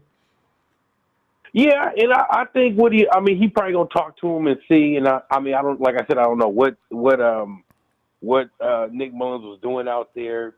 Maybe he got nervous. Maybe he drank some bad water or something like that. Dysentery, yeah, maybe. Because come on, Nick, that isn't you. You don't do things like that. Right. That's what I'm saying. Look at him at the last game, and in this game, you're like, that's a totally different person that's out there. Like, I mean, just those interceptions he was throwing and all that. And I felt like that fumble. Didn't they knock the ball out of his hand when he fumbled it, or did he just and drug him down into the dirt at the same time? That was a strip sack classic fashion, boy. Yeah, I mean, I don't know. I mean, I don't know. It hurts. It hurts to see it. And like I said, I still feel like we gonna do something. I ain't, cashing my Niners in. I feel like we still gonna be out there and we gonna make it work. Yeah, we're gonna make it work. Brandon, do you remember last year we was getting ready to play the Saints, and I don't know about you, but I was freaking out. I was scared. I wasn't showing it like I normally won't do, but I was scared to death. Jimmy came out. Yeah, me too. Said, "Give me the ball." He went after the Saints like I've never seen him go after. This is why, as soon as Jimmy gets back, look for all hell to break loose in that 49ers offense. Now, can the defense do their part? Yeah. That's all I know. But watch when Jimmy comes back. Oh, you're going to see a display of football skills. Yeah, of course. And plus he's sitting back and he's looking and he's watching. And I mean, I know every game you're out there and then the coach is talking to you like, you got to do this, you got to do that, blah, blah, blah, blah. But then now for him to be injured and he gets to see out of a different eye and see like, okay, now I'm on the sideline actually seeing somebody else being out there. You know, like you be on the sideline, you be like, oh, I would have did this. Or that's why CJ looked so good. Yeah. That's why CJ looked better. Right. He could see what was going on. And then so I think that's going to wake Jimmy Garoppolo up. I mean, not to say, because I know that last game before he went out, he was actually dropping them dimes. He was throwing them in there, getting them in there. He was looking like the Jimmy of old. But, I mean, even starting off the beginning of the season against the Cardinals, I mean, maybe he was nervous. Was that preseason game he was talking about he needed. He looked average at best. And Kyle even admitted later, I didn't really have a plan. Kyle, why you go tell people that, man? Yeah. You scared me talking like that. I know. Jesus. Right. I was like, what? It's the Cardinals. Also, God, we struggled with that team. I was also thinking like maybe he might have been nervous of that center because wasn't that center getting blown up in in practice. Something starts with a G and it's silent and but I know what you're talking about. But I was thinking he was like, I'm scared of him. I know. Let me get my quarterback killed. Brandon, we gotta go. Right. We're gonna. I see you Wednesday if you get a chance, huh? All right. All right. Thanks, Ronbo. Thank you. Night, Brandon. We'll go. You too.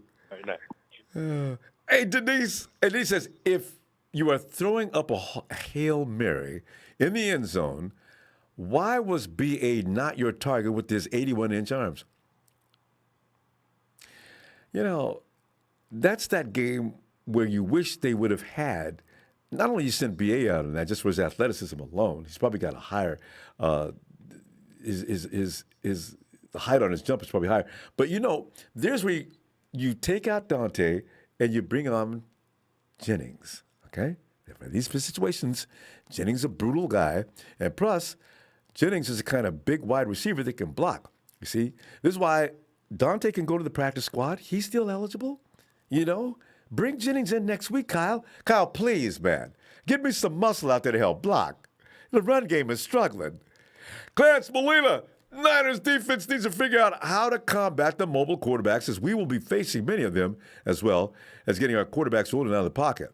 You know, here's the thing, too. Clarence, thanks for that contribution, because my real concern is that defensive front is not one that you can't utilize. You have to utilize the block. Now, when Nick and D and Defoe and the all-star pass rush from hell was out there, you don't have to worry so much about not blitzing because they'll handle it. But that's not the case now. Ellis! So that late Ronbo, what's happening? Ellis, man, just sitting back and reflecting and looking at what's ahead. And Ellis, you know, Kyle's sitting there walking around scratching his head. Man, don't ask me who's starting this weekend. That's my business, none of yours. I'll let you know later. You know, I'm loving it. What's Kyle doing? What's he gonna do? You know, we gotta all remember that CJ, Jimmy, and now Nick have all had some major, problems, we'll say. I'll try to keep it PG on here tonight. But everybody's had a downside, you know what I mean? And it's done really bad. Jimmy had his share last year, a couple of fumbles, 2 interceptions. I don't know if he ever got to 3, but and CJ, when CJ was playing, I mean, remember we talked about it last night, how hammered. I mean, come on, we're in the fourth quarter, those real close, tight-knit games. We're on the last drive, and we're coming in close proximity. We're in the red zone, and CJ, would throw an interception. It seemed like I can't even count how many games he would do that, and I couldn't believe it. It would piss me off so bad, and I didn't like his lack of mobility in the pocket. But he could throw the ball, and he's actually not that bad. I just didn't like the fact that when he gets the ball, he moves so damn slow, and it just takes him way too long. But the way he was moving, his decision making was way off. But he's a lot more experienced now, and he's a lot more mature. He had a really heavy loss and losing his brother just recently. We all got to remember. So the determination that CJ has right now might be on a whole nother level that's unbeknownst to all of us. He might actually have it. We don't know. But we did see some real quality, play and performance, in those last couple of drives. I know the Eagles might have felt like, I can't remember if that was Will who was saying earlier, maybe they were playing off, the defense really wasn't playing that tough and all that other, the stuff or whatever. But I'm just saying that CJ was still hitting his targets, and he knew what the hell he wanted to do with the ball, and he was getting it done. He got us down in the end zone. And had Kyle done a real damn onside kick instead of having Robbie do that kick in the air that was bullshit, we could have got better. We could have got or just done a regular kick at that. Just do a regular kick, depend on our defense, which they did come through for us. They stopped them, and we ended up getting the ball back. What if we would have done a full, a real kickoff and stopped them back at their, 25, 30 on their side of the field? Then we would have had closer. We didn't have much time. What was it, like a minute 30, 40? Yeah, I know we were waiting. And then there was another thing. Why didn't he play the sideline more? Why do we keep doing passes in the middle of the damn field while the clock was running? At least incorporate a couple of, sideline passes to where we can, try to savor as much of that clock as we possibly can. I just feel like it was mismanagement of time. And then, I mean, look what ended up happening. We didn't have, because if we play the sideline and get the ball and get the guys out of bounds, we savor the clock, we give ourselves more time so there's less pressure, and we can have a bit better of an opportunity. You know what I mean? Yeah. No, CJ knows he could, and CJ could have ran the ball in. I mean, we all saw it. He did too. He admitted it.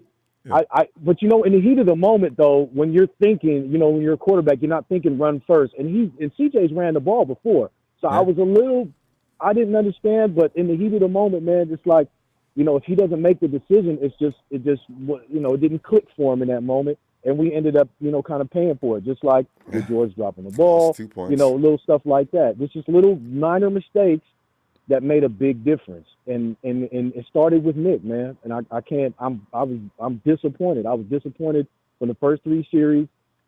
If he would have scored on the first drive, we would have won the game. It would have been 27 to 25. A lot of people don't understand that. You set the tone doing things like that. Now you put the Eagles in a position where they've got to push and do things maybe they don't want to do. So that's that play was key. And the game wouldn't have been that close. I'll tell you what, if we would have got off on them on the first 2 series when we got the ball and scored, we would have set the tone and we would have taken the air out of the Eagles a little bit. And and make them do things they don't want to do. Yeah, take them out of their game plan. Fam. Exactly. Exactly. It's all fits together. You got it. And Rob Saleh could have done a little better on the defense. I'm not gonna. The defense did play better than we did on offense. I mean, than our offense. Let's be clear about that. Oh, there's no Even doubt in the midst of it all, and letting up the third downs and the crucial little moments and stuff. But something about not stopping damn Carson Wentz. True, but and him getting around and doing the Russell Wilson shit, where he runs around and he still makes the play. It was on the field too long, along with all they that. had a lot more offensive possession than us. You know what I mean? The ball, I think they had the ball a lot more than we did. Oh, and God. I'm gonna go look Kyle at that minutes stopped of running the possession. plays that worked, man. All right. Shit, he should have just put the game on George's back, man. Just continue to get. He had 183 yards. Shit, put him at 230. Put him at 230. Just give him the damn ball. They didn't have anybody Devo can in guard there. him. We got to go, Ellis. What happened We're to out of time, Jermichael? fam. I agree. I really do. Yeah, he should have put Jermichael in there. I wonder if he's worried. I wonder if he's worried about Jermichael Hasty coming out and shining and then having to put him on the practice squad and somebody snatching his ass. That could be potential why he might not want to release that weapon yet. But man, we'll look into it. We got to do better, and we will, or we're not going to have the season that we know we should be having. So exactly, we got to get our shit together. Cheers. Much love, fam. Appreciate you, Ronbo, as always. Ellis. All right, fam. You know I appreciate you. Much love, family. All On right. top, yeah, man. Likewise, champion. And man, shout out to the Niners faithful, y'all. Let's keep it locked in. Kyle, we hope you're listening. God damn it, we love you, but we need better. Let's go, because we know we're capable. All right, fam. Have a good night. Oh, God. Hey, Alex. Yeah, what's up, Rama? How you doing, man? No, Alex, we're just breaking over those hot coals. They're still hot from yesterday. Yeah. And the thing is, we know what the 49ers are capable of. We've seen this now. You got Kyle Shanahan. We got too many people out, though, and this is something, the reality is we've got to realize they're not going to be quite as potent with the number of people out. You need Mostert. He can ruin a defensive line, or a defensive line coming at you. Jimmy doesn't get enough credit for what he brings to the team as far as leadership, no matter what his skill level translates to in anybody's mind. But you got to have certain guys out there that help you win. Because when you think about Jimmy only losing 3 games last year, yes, it was the defense and it was the offense, the run game. But still, his presence is like something that brings the 49ers to another level. So we're going to get through all that in another while. But the 49ers cannot afford to lose a lot of games going next 3 weeks. No.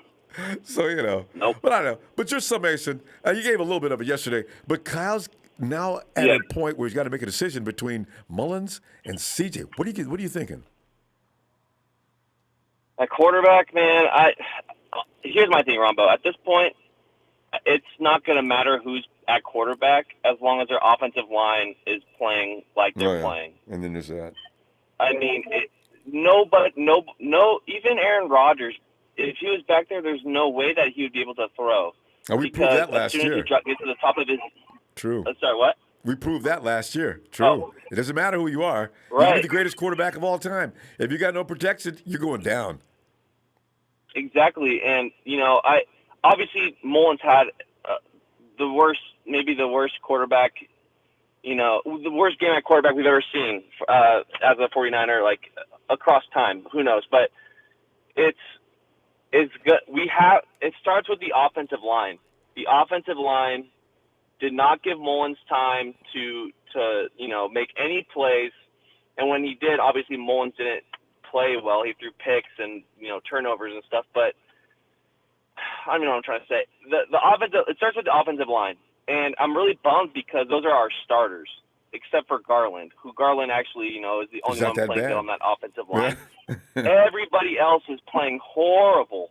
Like, even Trent Williams, like, he was, like, okay the first couple of weeks, but I wouldn't say he's, like, I don't know. He has maybe he's just rusty right now. And, probably just had, like, one bad game last night, but I'm worried about Tomlinson. I'm worried about Brunskill, and I'm really worried about McGlinchey, who's the freaking 9th overall pick who can't pass block for 2 damn seconds. So, we're not going to go anywhere, Ronbo, until we get this offensive line fixed. In fact, Alex, you bring something up. You seen what the Eagles did yesterday. I see other teams emulating that. You heard what George Kittle said yesterday. He says, we're seeing looks now that we've never seen before. Every week, teams are throwing different looks at us as far as defense, and so we're not able to get off on our run game.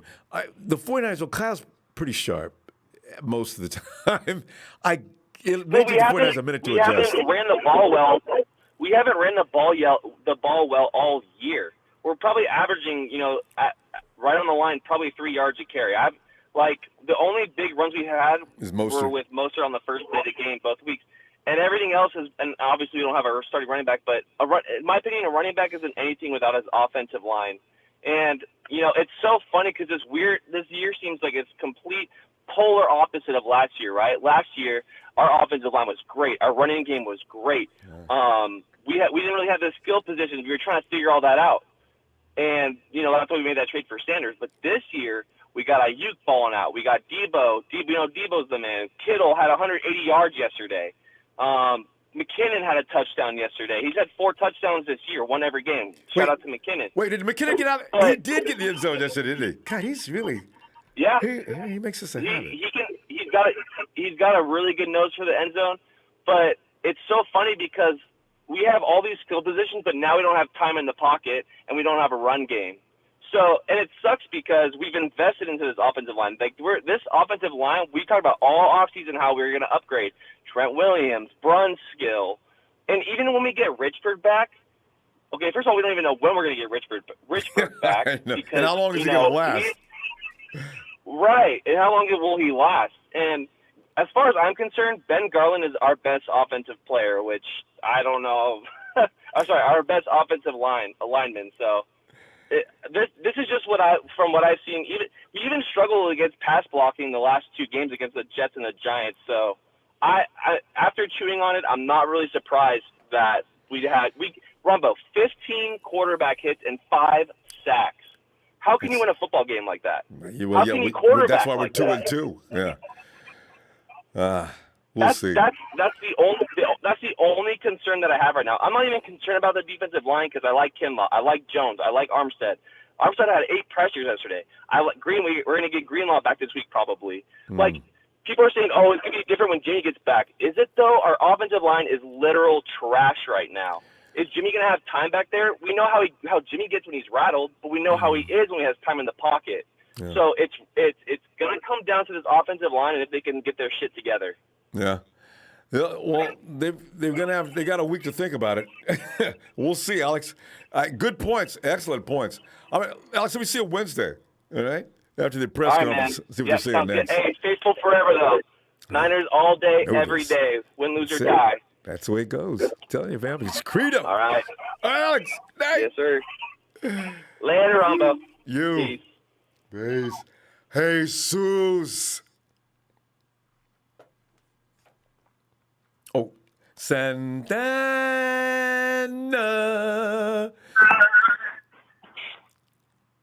What's up, Ronbo? How you doing? Santana, man, I'm doing all right, man. After sleeping on you, I said, it's week 4. There's no need to point coming.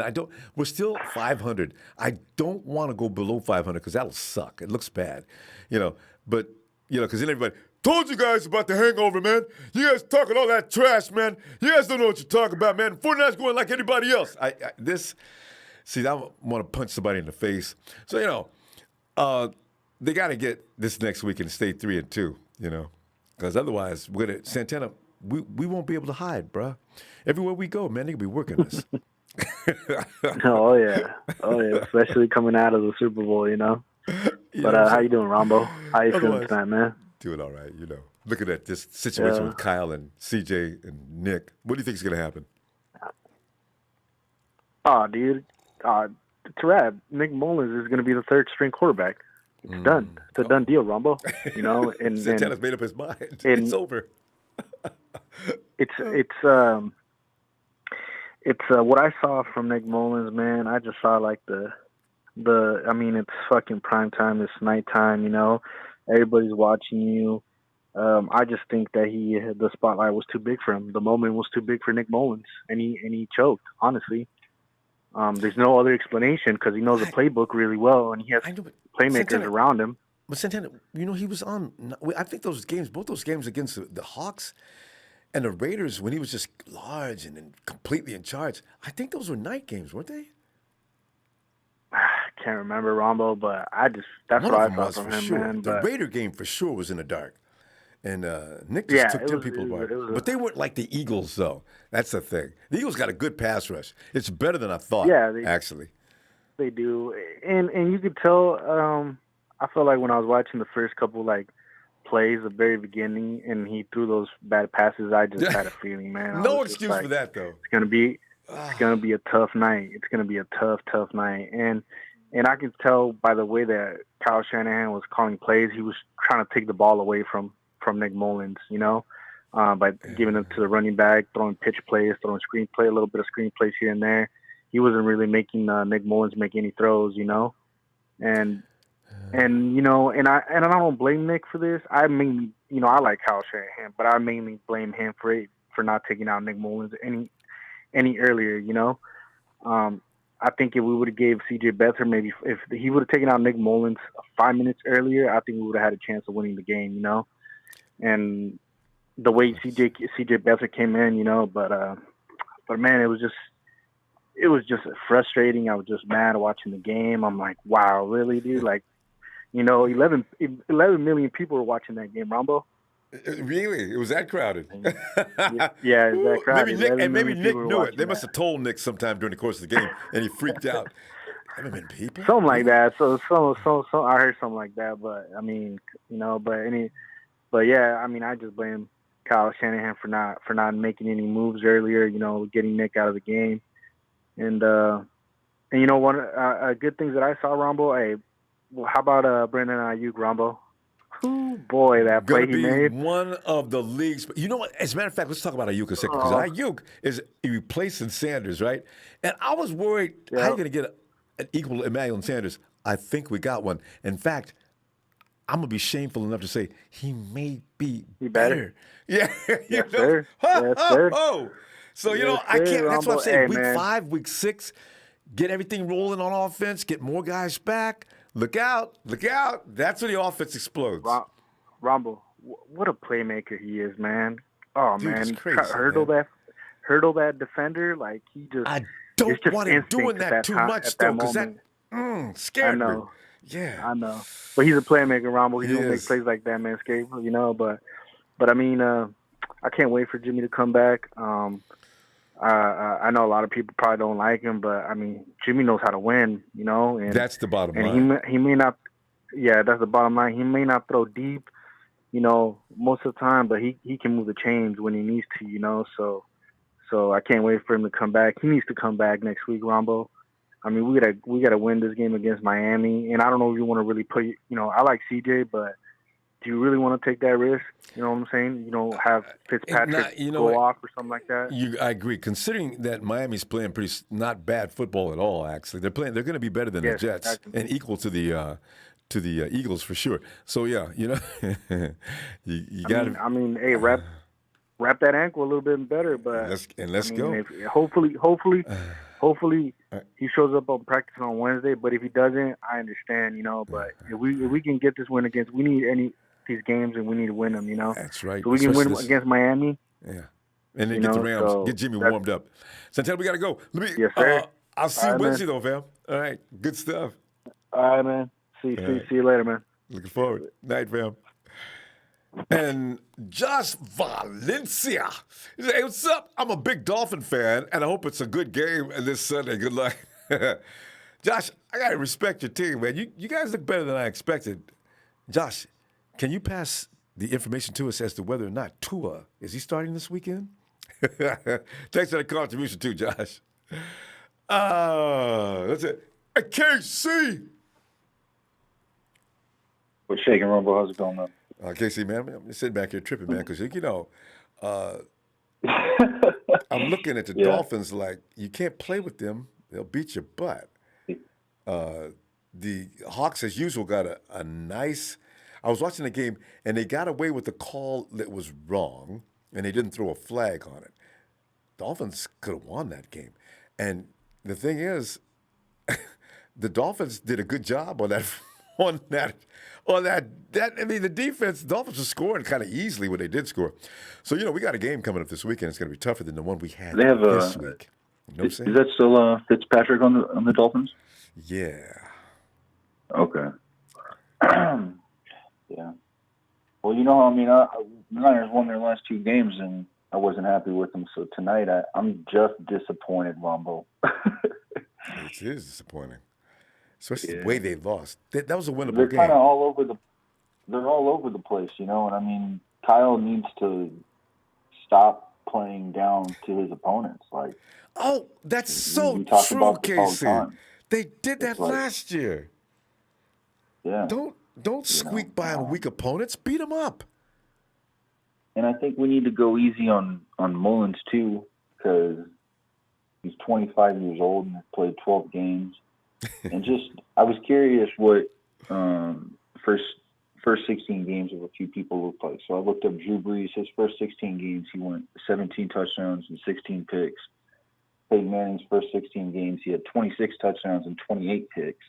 Yeah, your gunslingers. I mean, yeah, it's that gunslinger mentality. They're going to throw picks. Yeah. People are going to get all pissed off, but those guys are fearless. It's kind of funny. Like I think it was James. I'm not sure. I forget the caller's name. My apologies. But he said he's been watching football since the 70s, and you know the backup quarterback relationship. Wouldn't that be kind of funny if Mullens was like Kyle's new Matt Breida this year? Kyle has Kyle kind of has that long. Because Kyle gets mad, he'll get rid of you. The elephant memory or whatever they call it. Yeah. And I wouldn't be surprised if he starts CJ next week, because CJ looked really good, and I like the look that CJ had. He looked relaxed. You know, he looked like he was calling plays, and he looked confident too. I know they didn't get it done, but I mean, he looked visibly different and more in control than the last time we saw him. I bet it felt really good to go out there and get some rust off. So. But Casey, you brought up something really funny. I just thought about it, man. You know, Kyle, when he gets mad at a player, the dude is done. Look at all the guys. Carlos Hyde got traded. Looking at Nick Mullens in Miami this weekend. A couple players, because you know how there's that joke with the Rams of like, how do they keep paying everybody? There's that same joke with the Niners actually. Like, they have 25% of their payroll on the IR this year. And they're paying and they're paying players like, did you know that Tavon Austin is getting $1 million? Did you know that Joe Staley is getting $1 million? Did you know that Tevin Coleman is getting $5? Yeah, he's got a 2020 contract. They're paying Joe $1 million. I didn't know that. I mean, well, that's right. Joe left a year early. He retired, but still.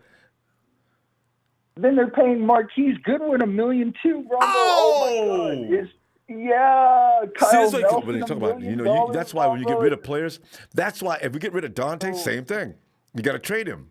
You can't just let him walk. I don't know how. Hey, Ronbo, I don't know how Dante has done it though. I'm not sure if he's finessing someone, because it should.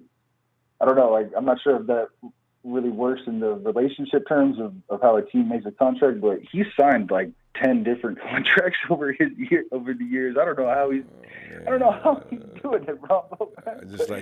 Brian Hoyer. Brian Hoyer, people probably owe him money too. They didn't have we got to give the Eagles credit, man, because sometimes I might roll up some of those over-the-counter medications and say things like the Niners should shut up the Eagles and stuff. But the Eagles have a good defensive line. Hey, but you know what, Casey? They came in with men on a mission.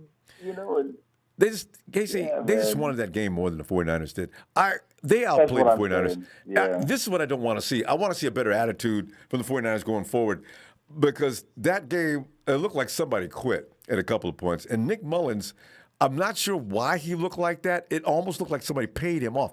We've never seen him look that bad. On his worst day. Remember the ref at the end of the game? Scary. Remember the ref at the end of the game when he just got the ref got sneezed on and fell down? And that was the fun part. I wish it would have been Vinovich.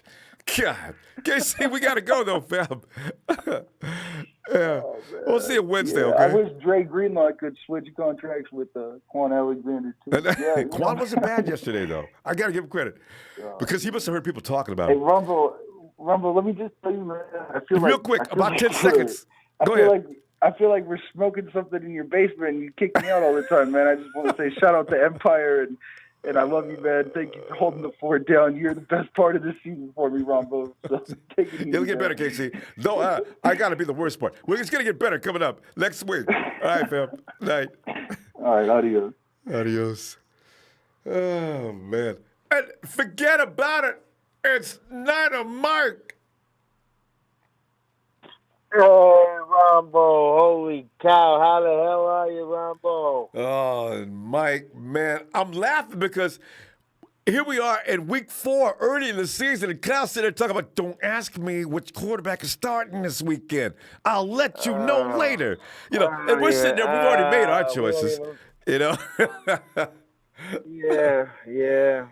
We all saw what happened, I don't even know what to say anymore. It's not the caller before the last caller. Mike, your mic is fading in and out. He pretty much. Oh, can you hear me now? No, it's okay. Yeah. Okay, go ahead. You got me testing 1, 2. You got me there. You're okay. It's consistent. You're okay. Go ahead. All right. So anyway, I was just gonna say, Jesus pretty much touched on everything I was gonna say. We all saw Nick Mullens choke, and and that is what it is. Doesn't mean he's a bad quarterback. Doesn't mean he's not going to be any good. And I certainly don't think it means he's not going to start this week. Because it is what it is. C.J. Beathard throws a lot of interceptions. I'm glad he had a drive and a half there that he put it together. Good for him. You know what I mean? That's about it on that. Other than that, Nick Mullens didn't do anything that we ain't seen even Jimmy G do. You know what I mean?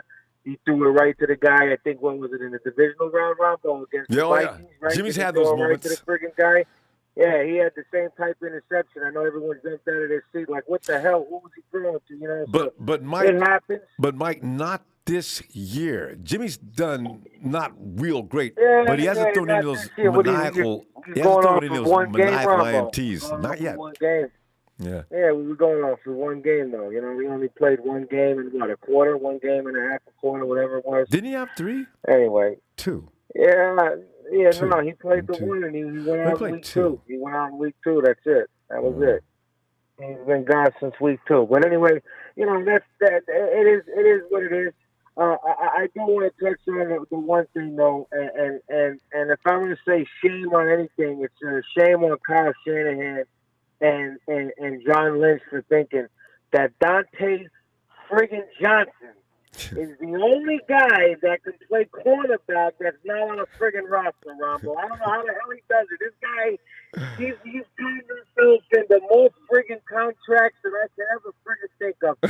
They keep bringing him back, and he keeps getting beat. It doesn't matter who we play or who they throw out there. This guy, he just gets beat by everybody. He needs to go to practice for the rest of the season, and they just need to do drills of him running down the sideline and just throwing the ball up the air and see if he can catch it. Just locate it. Find the ball. Look for the ball. See if he could smell the ball, Ronbo, because holy shit. I don't know how he keeps finding himself out there. He keeps finding himself not just on the roster, but in a game. I mean, they can't even hide this guy on something. Tell us how you really feel, Mike. I'm serious. I know that right there, you want to say shame on somebody. That's a shame. That's a flying shame. I know there's a lot of guys out there, you ain't got to catch. You ain't got to catch to play quarterback in the NFL, all right? But you got to be able to find the ball and at least swat at it. Swipe at it, stab it, blow on it, do something. That guy, I mean, I swear, sometimes I feel like I could offer Shanny a G-ball and I could run a route on Dante freaking Johnson. Ronbo, let me tell you, I score. I run the 7 and I score, Ronbo. Mike, we got to wind up here in a second. But listen, I want this will make it feel better. Johnson picked up a groin injury during the Week 4 loss. Oh, yeah. He did.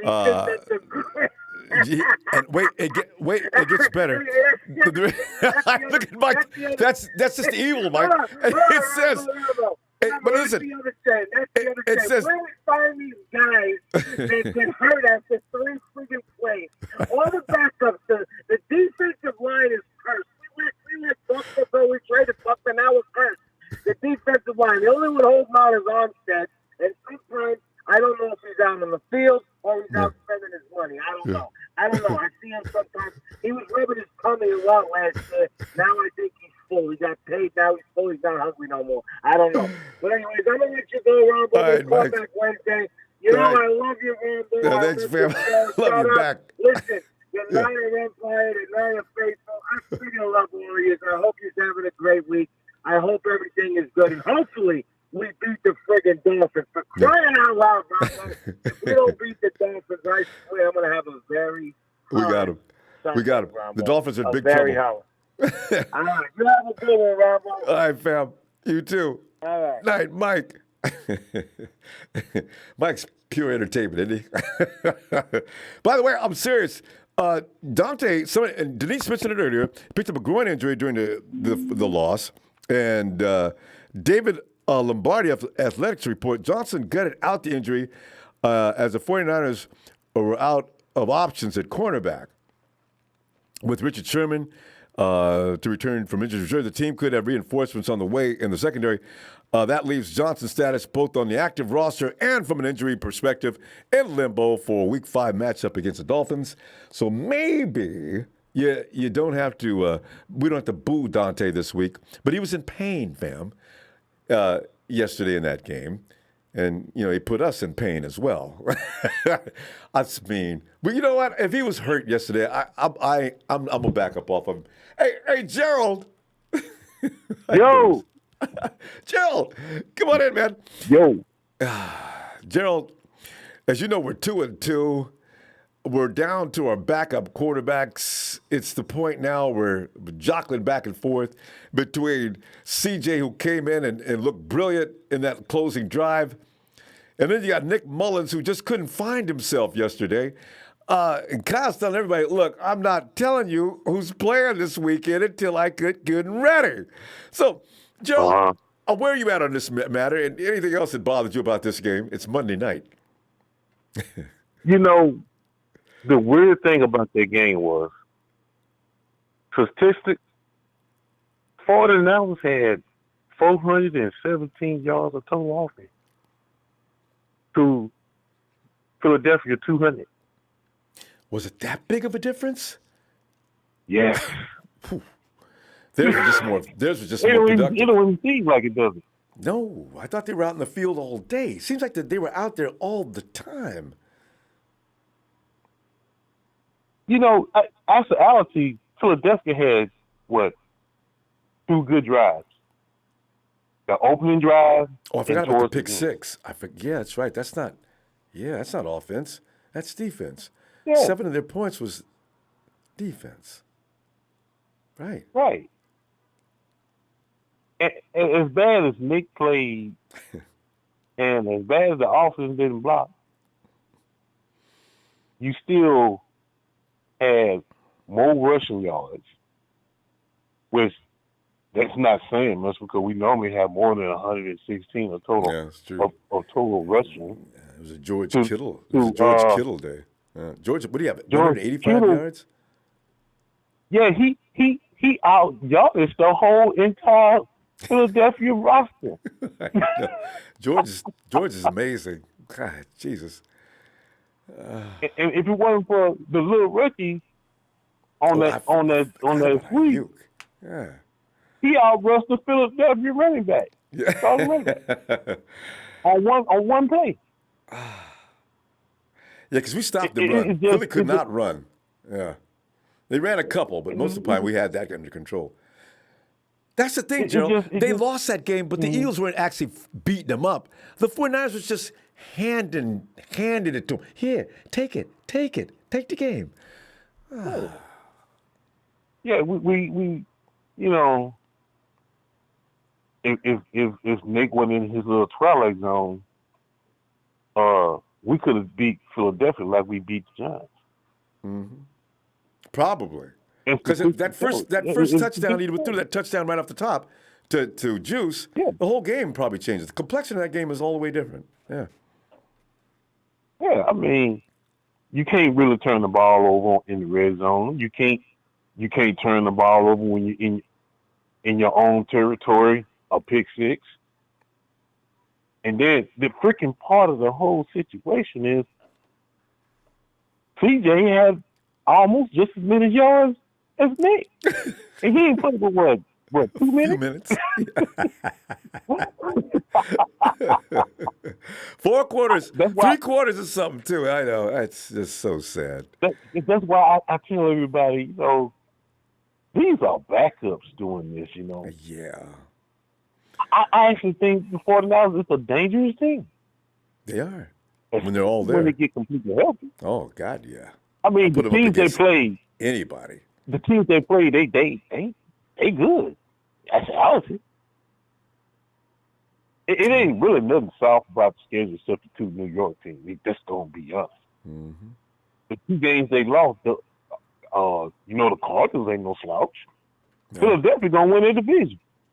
I know, right? I say, we got to work on them Cowboys.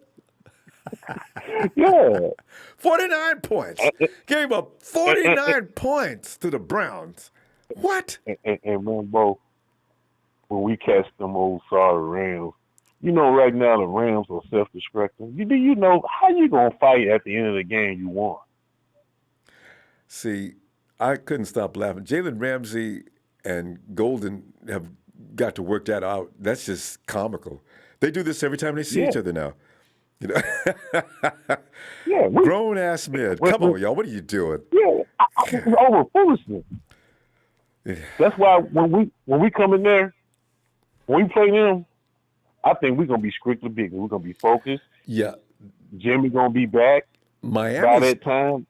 Miami's catching the 49ers at the wrong time too. You know how hard the 49ers are gonna be playing next week after that embarrassment? This is gonna be interesting. Yeah. I can't wait. Because what's kind of went to the media, the linebacker, our linebacker, Quan Alexander, the one that had a good game. Fred Warner? Yeah. He said, he said, the defense is pissed off about the loss last night. But Pam, we got to pull up. Let me see Wednesday and see what develops. We got to find out, one, is Dante Johnson going to be healthy enough to play this weekend? or is Jimmy G playing? Just kidding. ESPN is saying also before you go, we should pick up Clay Matthews. Yeah, I know everybody's talking that. Fans too. Yeah, we'll see. Yeah. All right, fam. I'm gonna see you Wednesday. All right. All right, Joe. Appreciate you, fam. Take care. You too. Right. I got a feeling 49ers are not going to tell anybody they're going after Clay Matthews because somebody else might go get Clay Matthews before they get a chance to. Clay Matthews, we may hear by him as early as Wednesday or Thursday because Deion Jordan, we only got 2 guys now, right? Hey, Sam. Ronbo, what's up, man? Sam, it's about 2-2. It's embarrassing for a team of this caliber, but this will soon be history. But we gotta go through these days before we get to the other days. Meanwhile, we gotta listen to comedy from other fans that know little to nothing about football. Sam, what do you think is going to happen this weekend? I mean, as far as the quarterback controversy that's brewing now between the backups. Well, I'm gonna be real. Dante Johnson I'm gonna be real brief. Go ahead. I'm gonna be brief. Nick Mullens, you got to sit him down, man. Psychologically, he's done. Yeah, he's done. He might be confidence shaken. Listen, every time the ball was hyped, he took way too long to get the ball in a good throwing position. The first interception cost us 3 or 7 points. The fumble cost us 7 points. The pick 6 plus 1 point, extra point, that cost us 7. At that moment in the game, I mean, come on, man. You can't just throw an interception right there. And especially like that. That's emphasis. Like that. Nick. So quarterback. Yeah, it was a wrap. Quarterback situation, you sit Nick Mullens down, he's done. You bring in CJ. Look, he got benched already. He got something to prove. You let CJ play. Let's move forward. But they better have Garoppolo. They better start Garoppolo this week because I'm gonna tell you why. If they do not win this game coming up, San Francisco's gonna fall to 2-3. And that's bad. Our next 5 games are against the Rams, the Patriots, the Seahawks, the Packers, the Saints. After the bye, the Rams, then the Bills. Did you hear them teams I just named? It's serious, man. Jimmy Garoppolo needs to play this week coming up, okay? He needs to play. If not, play CJ. but Jimmy Garoppolo needs to play.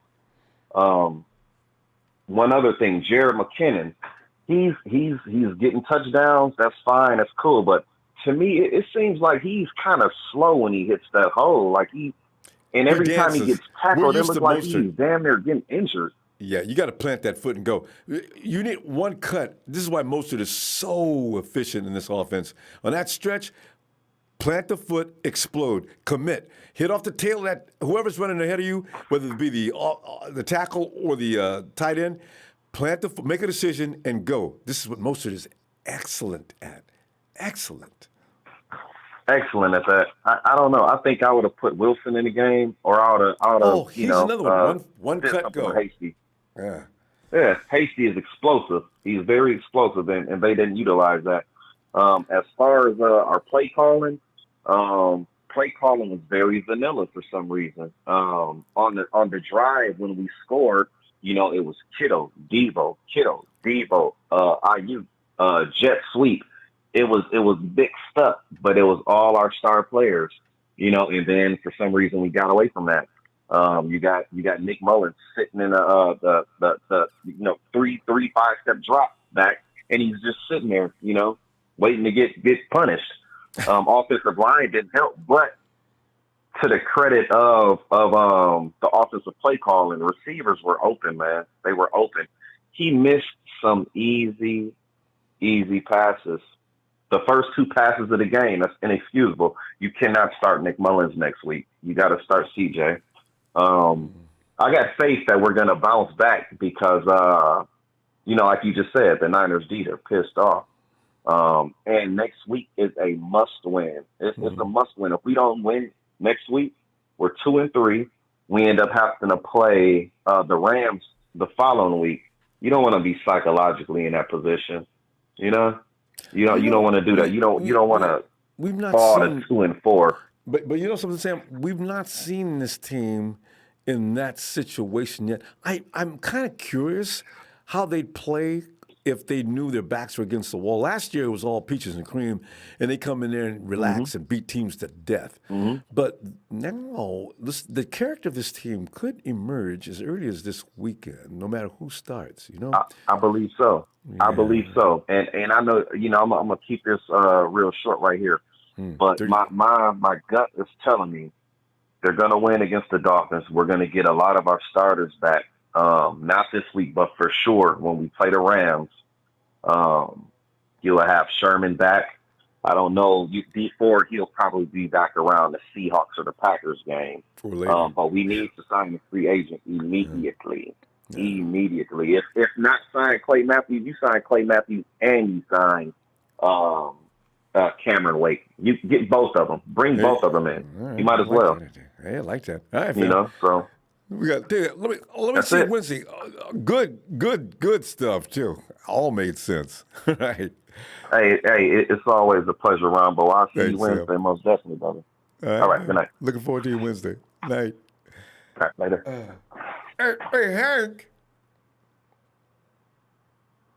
Ronbo, how you doing, my man? Hank, we're just getting over it. We're not used to losing anymore, so it's like a weird thing to have to deal with it because we know how good this team is. But what we got to keep in mind is the real deal is not – this is not the 49ers. This is representing the 49ers.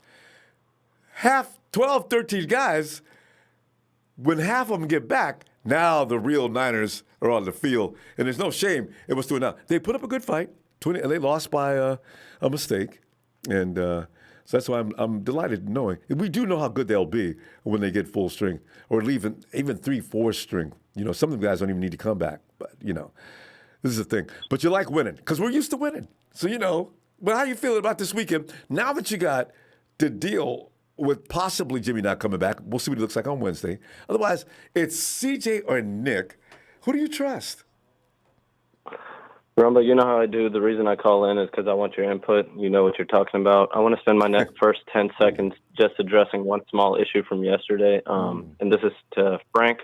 I just want to say you can't quote another man and add your own twists and turns to it. It's not going to work out in your favor, and no man is going to let you do that. So he seemed real confused in the chat afterwards after he got cut off. So I just kind of wanted to make that a little clear to him. You know, I mean, I've said it. Our backups are better than a lot of starters in the league. But I don't think anybody has mentioned any specific teams. I mean, that's just my opinion, but I haven't heard anybody mention any specific teams.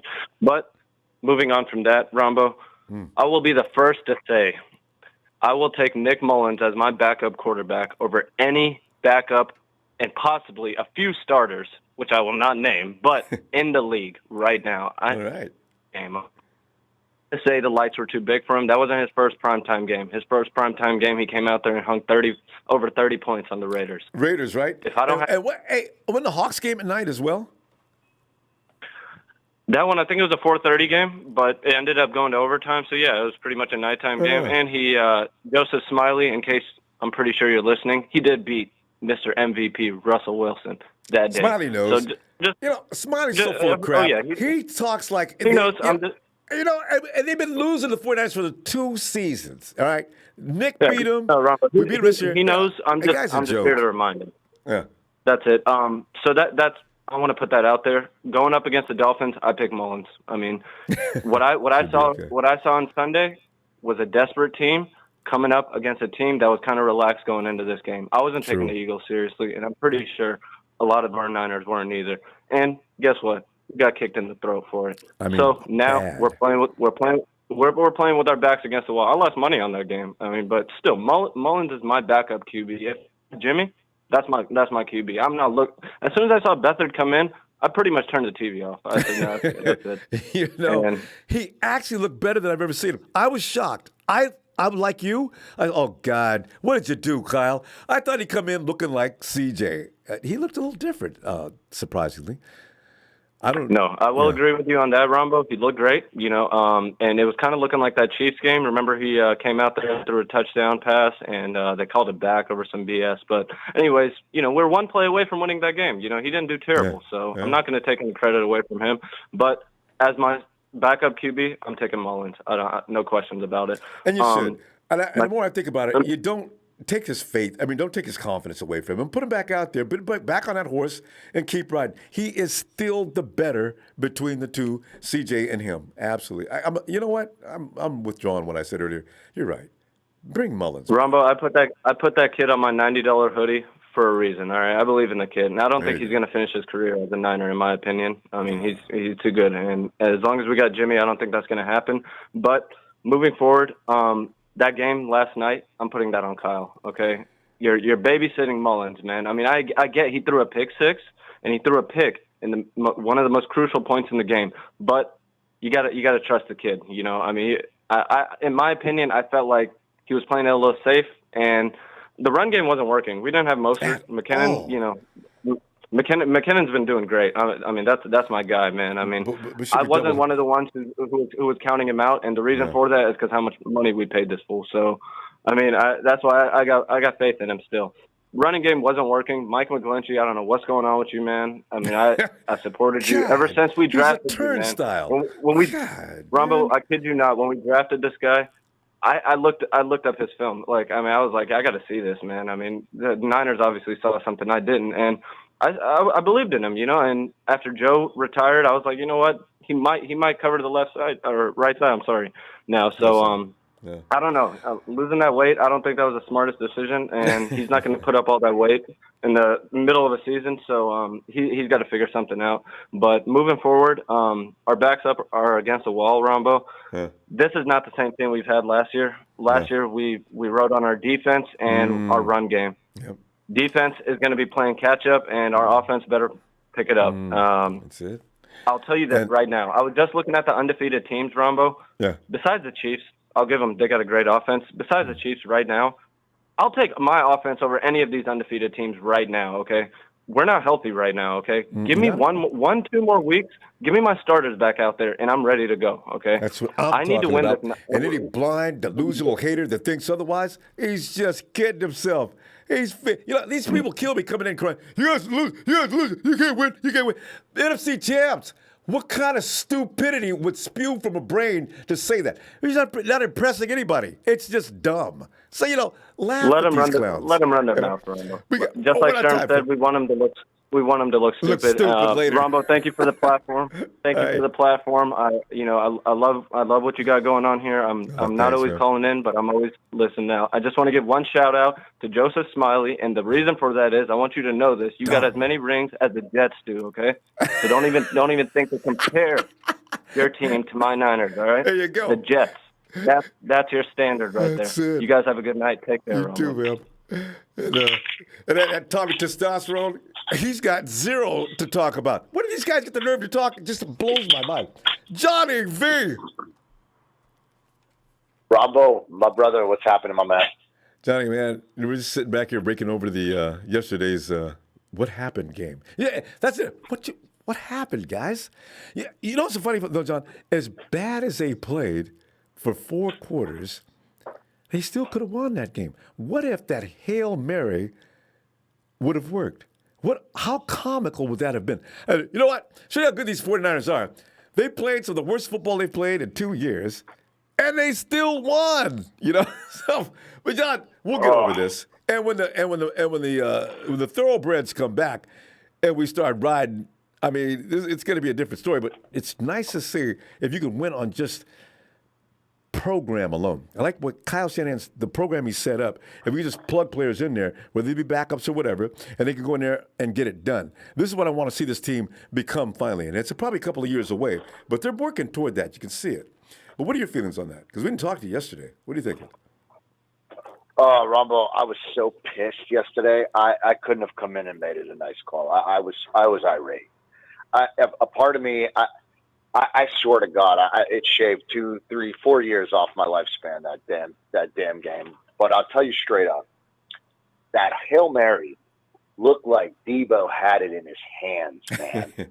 And it looked like Kittle bumped it out. But I mean, those are the percentage of completion on those is insane. Unless you're Aaron Rodgers. But nonetheless, unless you're Aaron Rodgers, of course, yeah. He gets those to work somehow. But nonetheless, man, Sweat and Barnett and Hargrave, they tore up that offensive line, Ronbo. They pressured McGlinchey and they pushed Trent around. And I mean, I thought for sure that Trent Williams was going to stonewall them and they were going to force that other side and just bum rush McGlinchey because he's shown, weakness on his feet. He's still getting knocked around like shit. And I'm telling you, Ronbo, I fear that maybe you were right earlier in the program when you said that Joe Staley may have actually kept that man upright and focused. There's a possibility because they were very, very close. So a part of me, maybe it's not the weight. It's got to be. It had to be the mentor of Joe Staley keeping McGlinchey focused, man. Otherwise, now he's out there, just to fend for himself without that extra push from his buddy, and he looks like shit. Yeah. And that's what's going to get. That's going to put him on the trade block. And there may be some value in McGlinchey. There may be. Maybe by the trade deadline, we don't see him, and School's going to have to step up and really work his ass off. Who do you replace him with? School? Well, I mean, School held his own when Staley was out for a little bit. I mean, he did a decent job. Yeah. And then he brought Brunskill in, but even Brunskill struggled too. So, I mean, but I could see McGlinchey getting moved, Ronbo. Top 10 pick or not. There were guys offering putting McGlinchey up for trade before the season started. We should be able to get something from McGlinchey. There may be value there. I don't know. I mean, it's too late though, John. You're not going to be able to get anything at the trade deadline because you can't get an offensive lineman in there right now to work with the 49ers scheme. They're going to have to get a guy in the offseason and work him, get him, used to the rest of the guys on the offensive line. But McGlinchey's still somewhat. He's still a good run blocker, but you're not going to get him to protect too much. And this is why I wish Kyle, for the love of God, this is something I question. Kyle, you need to play action a little more often. Don't have that defense sitting there teeing off, knowing exactly what's coming up. Yeah. That's not going to work. Yeah. I thought McGlinchey was a guard out of Notre Dame, but no, I don't know. The other guy, the guard, was the super dude that's over in Indiana. That dude is a bad man. Oh, what is his name? Anyway, he's huge. And Kyle probably went around him, or everybody. Some people said, well, he won't fit in Kyle Shanahan's offensive system because he can't move out into space. Man, I was watching. Look at that. That dude's picking dudes off. That's 10 yards away from the line of scrimmage. Yes, he can. Oh. So, I really don't have much. I mean, Ronbo, the offensive line made it really tough on just about anybody behind the line. Do I think that Kyle was going to bench Mullens for Beathard? I don't think so. But CJ looked pretty goddamn smooth moving the ball, man. But I don't know if it's because, well, shit, I got less than a minute. I might as well just throw this damn thing. You do it. I'm telling you, the thing is, everybody says, oh, man, come on, man. Good. They were setting back at a prevent. It was easy. I know, but still, CJ had that look in his face like he knew what he was doing. He never had that look. He really did, Ronbo. Yeah. He had the eye, man. He was moving the ball quick. Even if the line was struggling, he was moving the ball. It was released and out quick. And you know what? That's another thing. What if Jimmy was masking some of these – what if Jimmy's gameplay was masking some of these offensive line issues? Some of these offensive blinders. Yeah, I mean, because CJ, dude, he overcame a lot of that shit. The ball was out, Ronbo. You got to do it. John, we're out of time, though. He really had it out quick. He did, and it was brilliant. Accurate shots. I don't know. It was, man. We're going to find out. My man. Kyle's Ronbo, decision. Always a pleasure, brother. Same here, fam. Thanks, brother. I appreciate you, bro. Love you. Love the show, man. Take care of yourself. Thank Good night. you, Johnny. See you Wednesday. And, hey, Chris. Yeah. Hey, Ronbo, how you doing? Chris, could be better. Could be 3-1, but we're not. It's 2-2. It's okay. It's early in the season. There's a lot of teams that are still not going to finish better than the 49ers this year. But right now, we got to go through this. And, Chris, your feeling on the 49ers and who are you going to start next Sunday if Jimmy G is still on the block? Well, I was definitely really disappointed in the game. And that put most of the blame on Shanahan. A lot of people do. I feel like he didn't really have the team ready to go. Ooh, certainly not as well as they should have been. And I feel like his play calling was definitely lacking. With the way that Mullens was reacting and how he was doing, which wasn't all on him. Some of it was on him, some of the poor decisions, a lot of it was on the line, but a lot of it, maybe even most of it, was just on Kyle. He's the head coach. He's supposed to have stuff set up for his backup that he knows will be successful, and he should have like a backup plan for that in case the Eagles sniff that out, so that way he can go to that backup plan. Or just, pull him earlier than what he did, because it was obvious that he just, what Kyle was trying to get him to do just wasn't working. He should have had, another set of backup plays to go to, or pulled him sooner. And Chris, the thing is, everybody knows Schwartz is gonna blitz you to death. If you know a coach that's gonna overdo it with the blitz, there are so many ways to take advantage of that. And have Nick, just tell him, Nick, listen, I'm going to throw the play in at you, but listen, if they blitz, you're going to go to plan B. It's like you're saying, because when you said that, I just realized plan B is going to be that other audible, okay? And just yell it out, and you'll get a guy to take that pressure off you immediately by just shooting across the middle. As soon as that offensive line, defensive line push comes, you're going to have any number of players, receivers. You're going to have Ayuk. You're going to have Debo if he's in the game. You're going to have George. You just dump it off. Do not stand there and wait for that defensive line to get to you, that blitz. Get rid of it. They're going to be in a spot and go over that. There are ways to prepare for that, and you're right. I'm not sure if he had them ready or not, and that's a great point. Yeah. Well, I feel like he didn't. Otherwise, he would have, gone to that. And so I really feel like it's more Kyle's failing than anybody else's, because he should have known and been prepared, in case that did happen. And if he didn't have the plan in place, after seeing that Nick wasn't going to be able to do what he did have planned, I feel like maybe he should have tried Beathard, a little sooner. But throw that out the window. He should have just had another plan in place, another set of plays, audibles, backup plays, something else to go to. Yeah, but, if they were doing the blitzes like that. But keep in mind, though, Nick, some of it was on him. That shot to George. No, definitely. He made bad decisions for sure, But, and he was but inaccurate Kyle, a lot. takes some responsibility as well. Yeah. But anyways, that's how I feel about that. But I do know that Shanahan can and will be way better than that in the future. Oh, yeah. And I feel like Jimmy will be coming back, soon. And so I feel like we can still be all right. We can still go like I think 12-4 or 11-5 are very possible. Still definitely looking at the playoffs. I just really hope that Saleh gets a handle on the RPOs and just the mobile quarterbacks in general. I feel like if he can do that and Jimmy comes back playing at the level that he did the second half of last year, that for sure we're in the playoffs and we might even still have a chance, to overtake the Seahawks in the division. I don't think that those things are out. Shanahan's got to step up his game or his gaming and go ahead. I'm just saying, don't take the Seahawks too seriously. You can't play that kind of defense and get into the playoffs. The Seahawks, look for that to start dissolving soon. The Seahawks are the worst pass defense in the league. Now that is going to hurt them soon. That secondary got 8 up yesterday, and they're going to keep winning these games. You notice how the other teams always have a lot of points? That's not going to last. That's not something you can go anywhere on. So the Seahawks, it's a temporary condition. The Rams might get a little better. Our problem is the freaking Cardinals.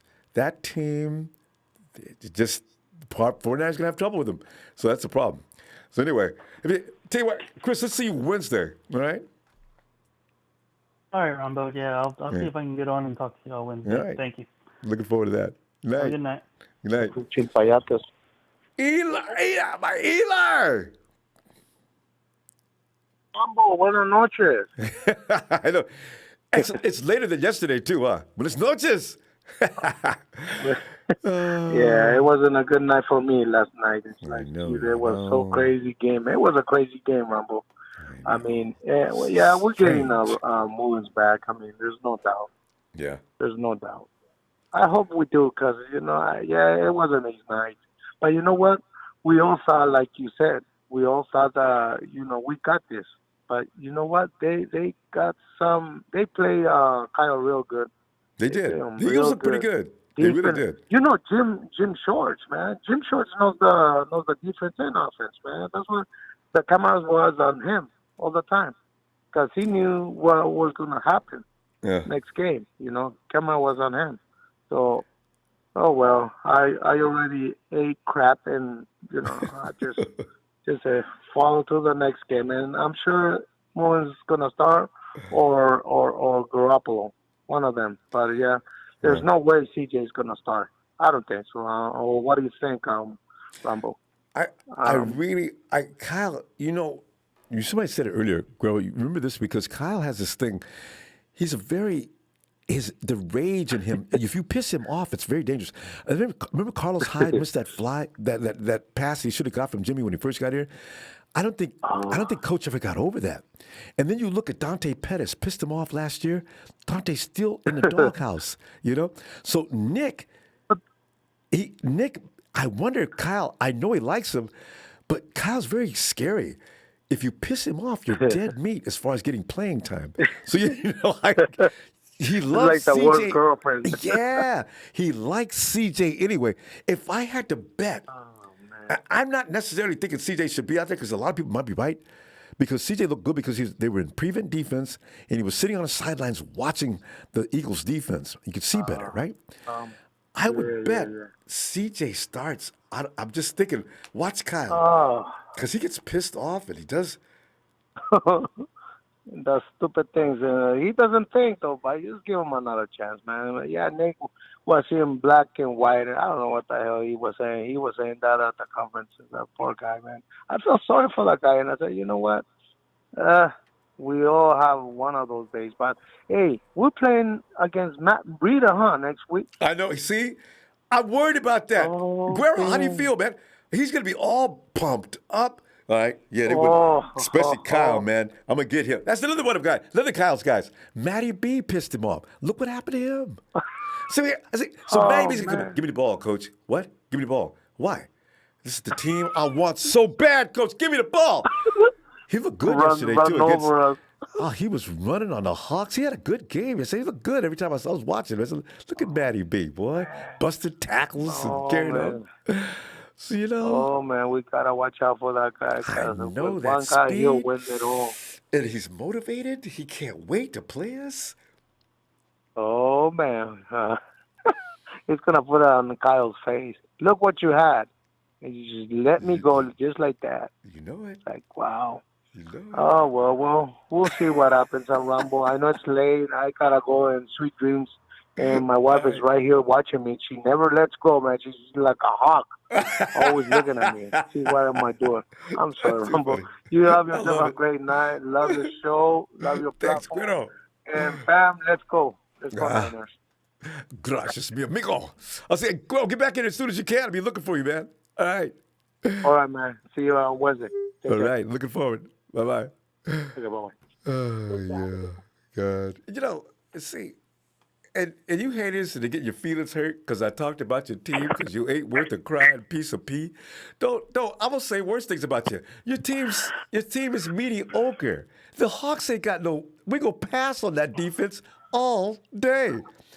Well, it's a big show. It's a big show on tonight. Show. What do we owe this honor in the first few weeks of the season? God, I can't wait to hear what you're going to talk about. What is it? Ding, ding, ding, ding, ding, ding. The draft sound. That's coming up here pretty quick, whether we like it or not. But yes. There's got to be a deal you got in mind. It doesn't matter who we start and put back there. It's going to be ugly, Ronbo. Let's just be realistic here. I mean, the Dolphins are playing decent football. Ryan Fitzpatrick is a mobile quarterback and uses his legs when his progressions are all red and they're not there, and you can't throw the ball to anybody. Even worse. So you heard about somebody came. Stevie said word around Miami is Tua's starting this weekend because of just what you're talking about. Oh no! And if they start Tua or Ryan Fitzpatrick, we're in for a rude awakening because we struggle against mobile quarterbacks. Do you think Fitzpatrick? Do you consider him mobile? Of the ball. He's a. I'm sorry. You consider Fitz mobile? He's very mobile. Have you not seen him run up the middle? Oh yeah, well he will sneak and run up the middle. I was thinking about lateral guys are the ones that scare me. He's converted 16-yard, 3rd and 16. He's converted 3rd and 20 with his legs. Yeah, I tell you, I've seen him run up the middle. So they're no slouch. I mean, it doesn't matter who. But as far as Nick and CJ goes, it doesn't matter who's back there. It's going to be ugly, Ronbo. The play calling is not going to change. It could be our third loss. It could be our second loss. I'm just going to keep it real. It's not going to be pretty. It's not. Especially the way our offensive line is playing. Our running backs are not the same right now. And we're not using Debo and Ayuk as we should be using them. So I mean, it's going to be ugly. One question, do the Dolphins have a good pass rush? I wasn't paying much attention to that as much as I was watching. It doesn't matter if the Dolphins have a good pass rush or not. They're still going to be ugly. Show's giving completely up. I was trying to remember. They did drop Wilson on his butt a couple of times. Oh, is that not bad? Yeah. Kyle Van Noy's back there. David Gottschalk is back there. Roquan Davis is back there on their line. They have Xavier Rhodes, who's a good corner, secondary player. I think you picked Wilson off. Who was it that picked Wilson off in that game? That's unfortunately a mismatch. I don't know. Honestly, I didn't pay attention, but that's a mismatch for CJ or Nick. And so I'm sorry to say for those Nick Mullens fanboys out there that I think CJ is going to be the one that's going to be starting. I agree with you because he's a hot hand right now. Yeah. I hate to use that old cliche, but that's what's going to happen because Nick just ended his chances of ever starting for another team last night and ended his chances of ever getting signed. I think he's going to get signed with another team in the feed. He ended his career last night as hoping to be a starter for some team, and he ended somebody else wanted a moment of silence. Staying with us next year. So, somebody wanted a moment of silence at the beginning of the program for Nick. I want to see him one more time. He needs a chance to redeem himself. I got a feeling what happened yesterday was more unusual than the norm. So he's never looked that bad before. CJ was moving the ball down the field. Well, I still Nick never looked as you bad go with as a he looked hot hand, yesterday, and though. that's I hate to use that. I hate bringing up that cliche, but that's who CJ is right now. He's a hot hand, and he has a better deep ball than Nick Mullens does. Hey, CJ's got a better deep ball than anybody on our team, and a better deep ball than a lot of people in the NFL. He throws the deepest, rangiest, accurate shots. He is good at that. As far as the play calling goes, Ronbo, I think since we didn't have a preseason, I feel like these first 4 weeks were our preseason. I do too. You know what I mean? Like that's what tacky. it feels like. It really is what it feels like.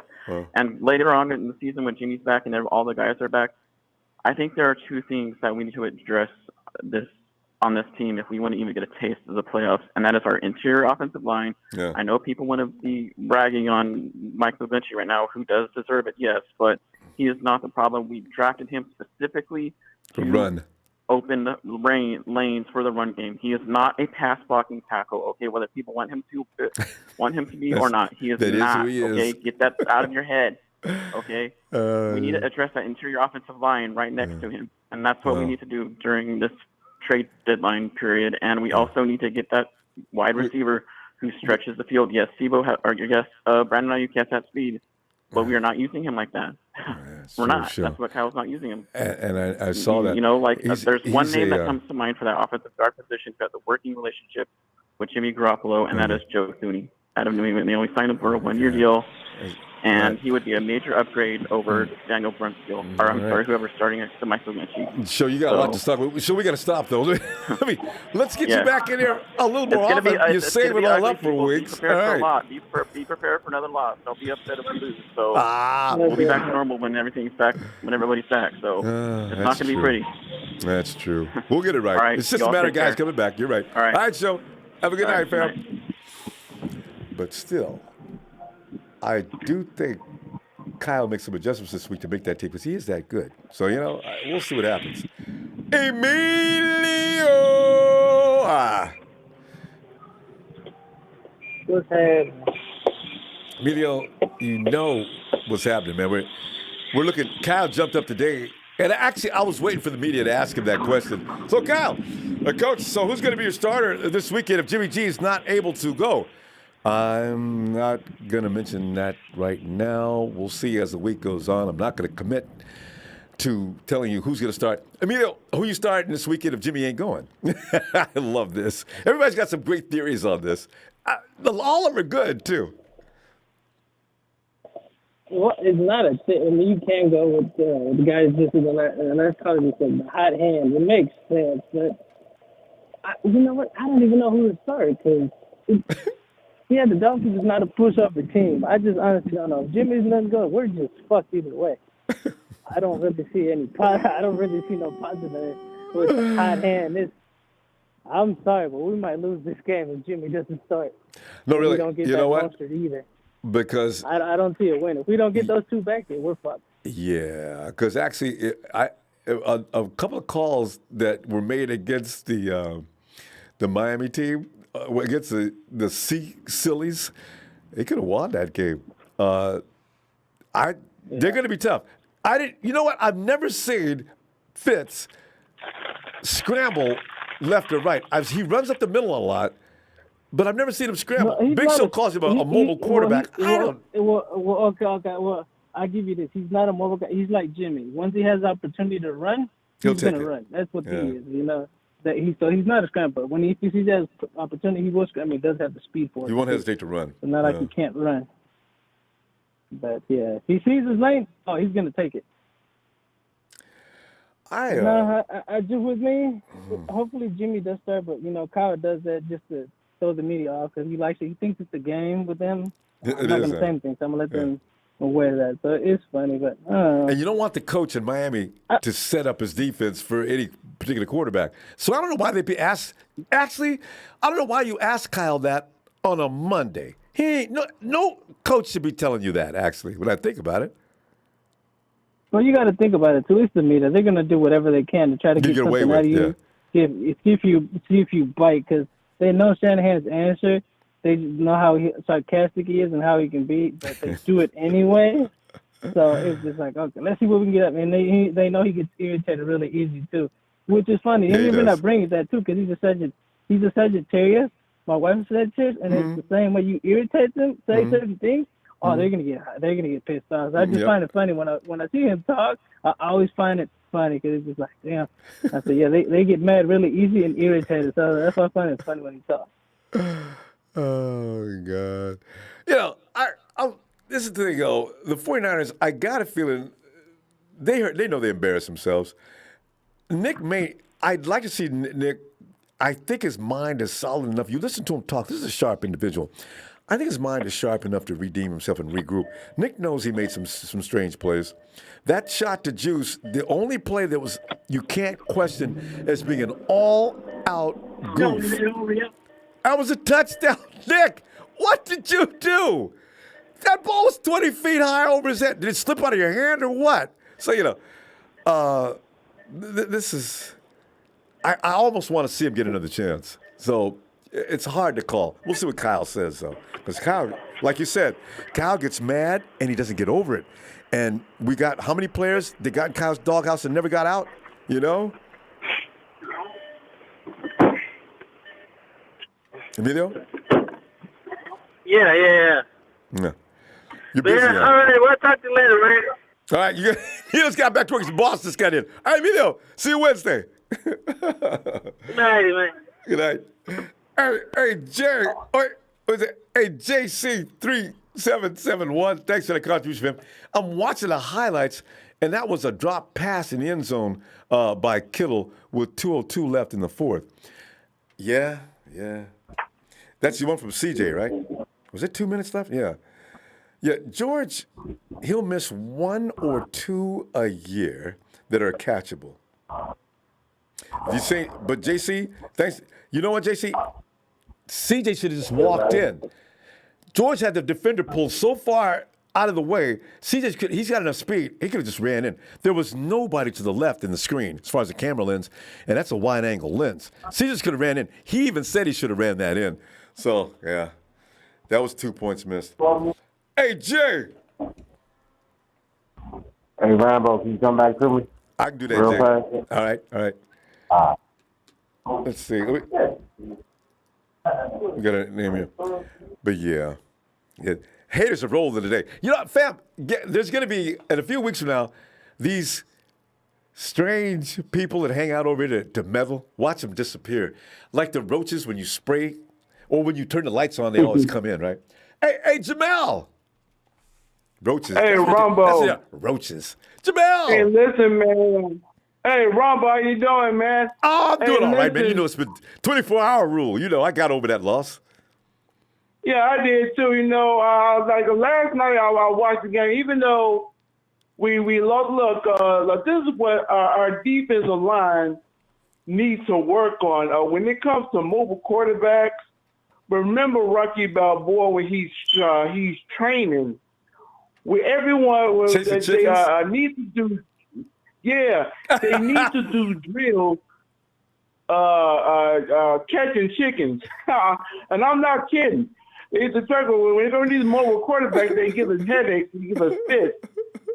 Yeah, I am so serious. I need to get in there, and practice catching these chickens. I'm telling you, man. Chickens can pivot. And then what happened when Rocky Balboa got them? Yes. Yeah.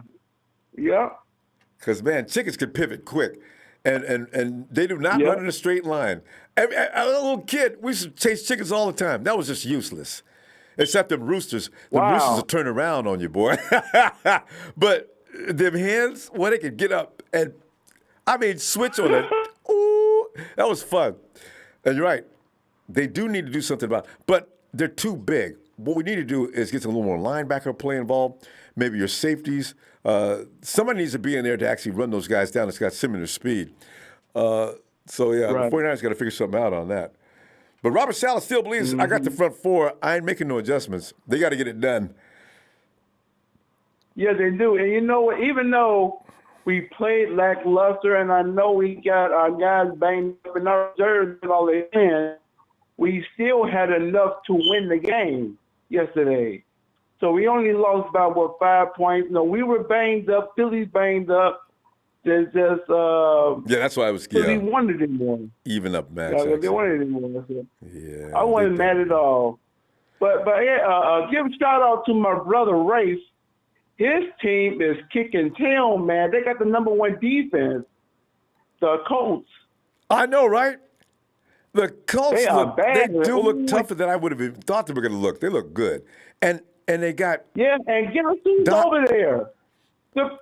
What's his name? The guy we traded. I said, oh my God, he's doing good, man. DeForest. Yeah. Well, who else? Yeah, DeForest. Oh my God, look at him. He might be part of the reason why they're doing so well. You know? Right. He probably is. Yep. So they're doing very good. So yeah, shout out to Ray and his team. They're doing very good. So I'll probably give him a call. He probably at work. He's a truck driver over in Lafayette. So shout out to you, Ray, and your family, man. I'll be getting up with you soon. And I'm still going to talk trash to your wife about her pump Packers. So she knows it. Packers got a day today. We talk today. trash all the time. We text each other talking trash. She was like, "Oh, hush, man." I said, "You know, you got a butt will be coming again when y'all come to Santa Clara. You know that." She was like, "Oh, hush." She's like, you know, I'm Green Bay all day because she's from Wisconsin. So. Oh, okay. So that's the reason why you gotta love them. Then it's early season, and the Roaches in the chat and other people that think the season's over. Boy, have they got a rude awakening coming up. So Jamel, don't worry about it. Week 4, 2-2, we're still in the mix, no doubt about it. All right, hey Jamel, I'm gonna tell you what. I'll see you Wednesday if you get a chance, huh? I will. I'll call in Wednesday, brother. Looking forward. Have a great night, Jamel. All right. Yep. Hey, Steph. Yo, what's up, Ronbo? Steph, man, you know, it's like normally we talk a lot after these weird beatings, you know, because here's another loss. We'll never. Looks like the 49ers are never going to lose by a touchdown, right? So these are these losses that make no sense. It could have went either way. But at 4 points, how much we lose the Cardinals by the same? Hey, Steph, didn't we lose to the Cardinals by the same score? By 4? What was it? Was it? I think it was the same score. Was it a 24? It definitely was no more than a touchdown. 25. It's 24-20, I think, against the Cardinals. 25-20. You know, we gotta stop doing this. Yeah. You know, and the only way team can beat us is by a mistake we made. You know, it's just weird. Yeah. But go ahead. First of all, I just want to tip my hat off to you to be up at these hours. You know, I called pretty late, and you're still on here, and I want to just show appreciation. Love it, Thanks. man. Anyways, thanks. Yeah. About the game, I mean, it was just a tough one. I love Nick, and I was really confident in himself. I mean, in him, but I don't think he was confident in himself. And I know, right? He looked afraid. I never saw him like that. I mean, those missed throws were just, you know, listen, people. For next game, in terms of next game, I'm a little biased. I've always loved CJ, but I really do think it needs to be in CJ's. We need to see CJ start if that's what it's coming down to. Reason being, I understand Nick is probably the better quarterback as we've seen so far, but Kyle, Kyle is a type of coach. I'm trying to see it through his eyes. You need to get the job done, or if not, we're looking elsewhere, right? And I mean, this was an inexcusable loss. I don't care who it is at quarterback. If the Niners are a great team, and it's an inexcusable loss. It really is. We left, I would say, 28 points on the board. If Nick just got it together, I think we could have had a lot more points. And I also don't agree with people saying this is Kyle's fault. And trust me, it was for me, it was his fault during Arizona. I agree. This game, I see it differently because I don't think Kyle had the opportunity to open up the playbook. Good point, Steph. Nobody said that so far. Yeah.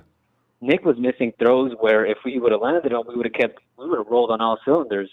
But I mean, we struck the Eagles how we could, which was trickery. And when you're relying on just trickery, it's going to be a tough game. I mean, you can't do trickery all the time. You know, Kyle really was the reason why we scored even once, if you think about it. And you notice, guys, the one drive where we scored a touchdown, Nick didn't throw it. He handed it off to Debo, Ayuk, and Kittle. That's who scored the ball. True. The touchdown. It's true. I mean, I love Nick.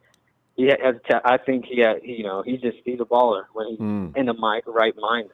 Right. But I think that this isn't 2017 Niners where we're seeing who has what and who has potential. No, we are Super Bowl contenders, and we need to put out the best possible player we could out there to give us a chance to win. And CJ, I think we just have to look elsewhere. It's too risky to see a loss to the Eagles and not make some adjustments. And the 49ers, we're not going to see the 49ers lose 2 games in a row. I just don't think that. Not this team. Years gone by, So I'm pretty sure Miami probably is in trouble. As as far as the defense goes. If Nick does start against Miami, I think he's still win. I truly do. Yeah, I do really too. But that's why I said that. Because I don't see the 49ers losing 2 games in a row this year. Yeah.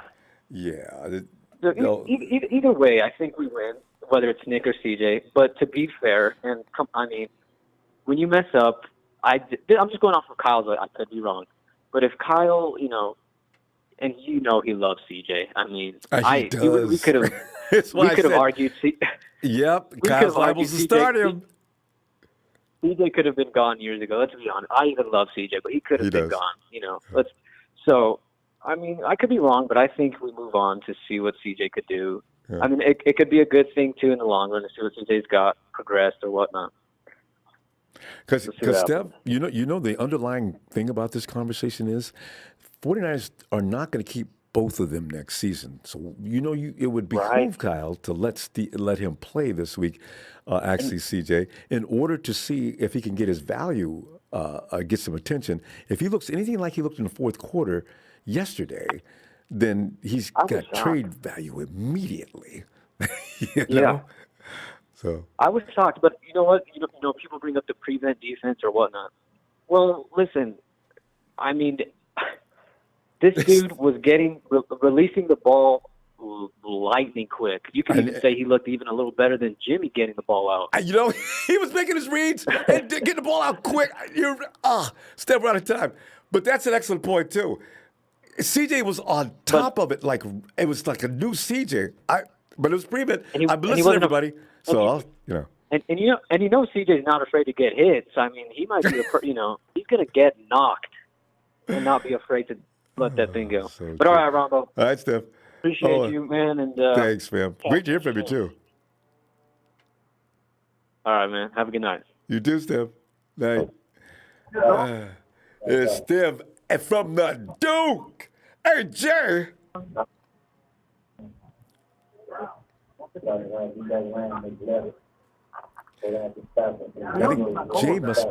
think Jay must be at a loading dock, and he's going back and forth with the dock operator, I guess. Don't you wish you could have a... Hey, what's up? Hey, what's up? It's hey, Nate. Rambo. Nate, come on in, Nate. How you doing, man? Nate. Dude, that quarterback controversy is over. Let's just talk about it. Yeah, it's over, man. Because Nick Mullens doesn't have enough. Oh, that quarterback count. I thought you were talking about between Nick and CJ. Jimmy, that was never started. Only with the fans. Everybody's talking about, hey, man, Nick should be starting. I always jump real fast on stuff like that. I'm like, yeah, man, we should have traded Jimmy. We should have traded him. Got the first pick for him. Nick Mullens looks great. I'm always ready to jump, man.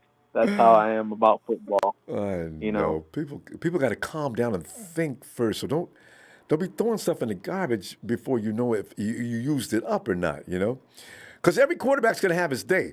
I mean, look at Patrick Mahomes. He looked like ass for 3 quarters of that day. It was the first half, and all of a sudden he woke up. But he wasn't excellent, and he's supposed to be the golden boy of the NFL. So, I say, you got to give quarterbacks a shot. They need a little time. They can't be perfect every week. Yeah, but I do like Nick Mullens, the way he throws the football, but not towards the opponent. That did get tiresome, especially when you throw it right to him. No red jerseys, nowhere. Right to him. Nick, you pull that out. Jimmy did that a few times before this season. I said, Jimmy, man, what are you doing? Yeah, we need to get it in order very fast. Who knows how our pass rush is going to look against Seattle, and those running quarterbacks. We got a long season, my friend. Yeah, I tell you what, though, if Seattle wants to get into a shootout, we got way more weapons. Now, here's the thing about Seattle, Nate. They don't play you can pass on that secondary all day and twice on Sunday. If they have that defense hadn't got any better, by the time we play them, George Kittle's going to eat their lunch and they got no Jamal Adams either. I don't know when he's coming back. But if they do that, it's going to be a bloodbath. The 49ers will tear that team apart. And as far as that run game goes, 49ers have actually improved the run game.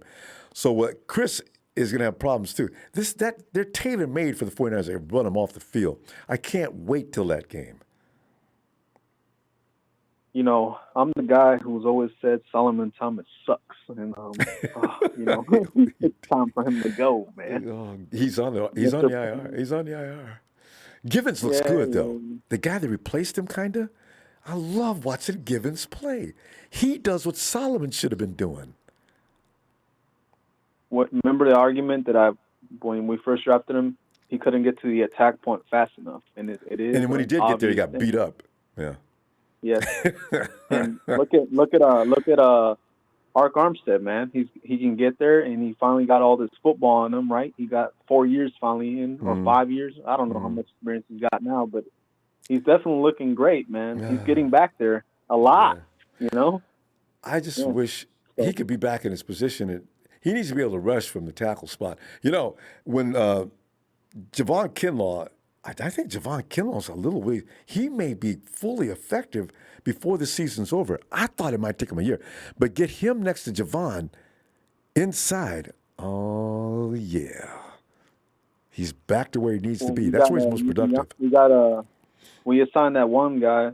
I forgot. I don't know how to say his name correctly. Yiganza, yeah. Oh, Ziggy. How you say it? Ziggy's hurt, though.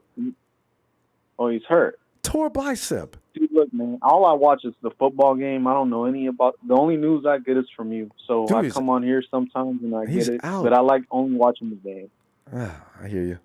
Ziggy's out. Man, look at this, man. What is this, a curse? I know, right?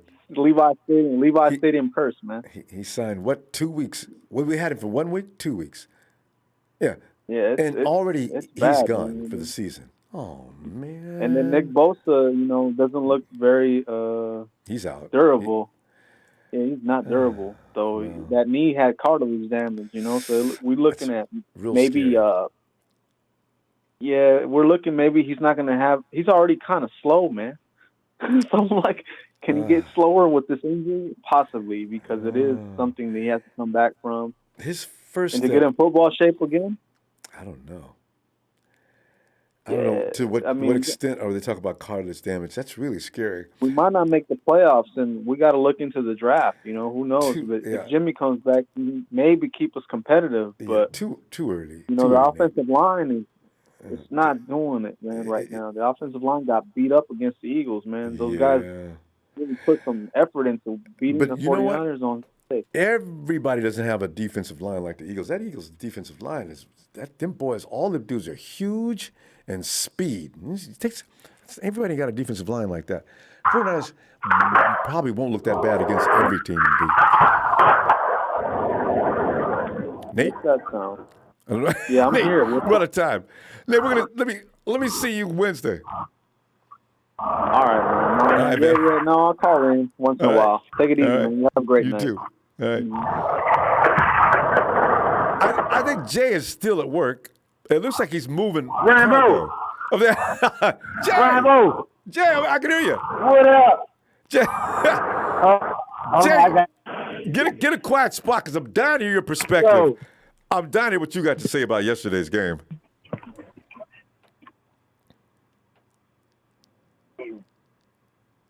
Ronbo. Yo, I'm listening. Yeah, it's quiet now. Go ahead, Jay. Jay, there we go. What I like about you is you seem to sum up everything that's being said and put it in Jaysville, and it's always entertaining. Jay, your observations on yesterday's mess up, another less than a touchdown loss. Yeah, the blame all goes on the players. Right, because some people blaming Kyle. Players ain't perform. Yeah.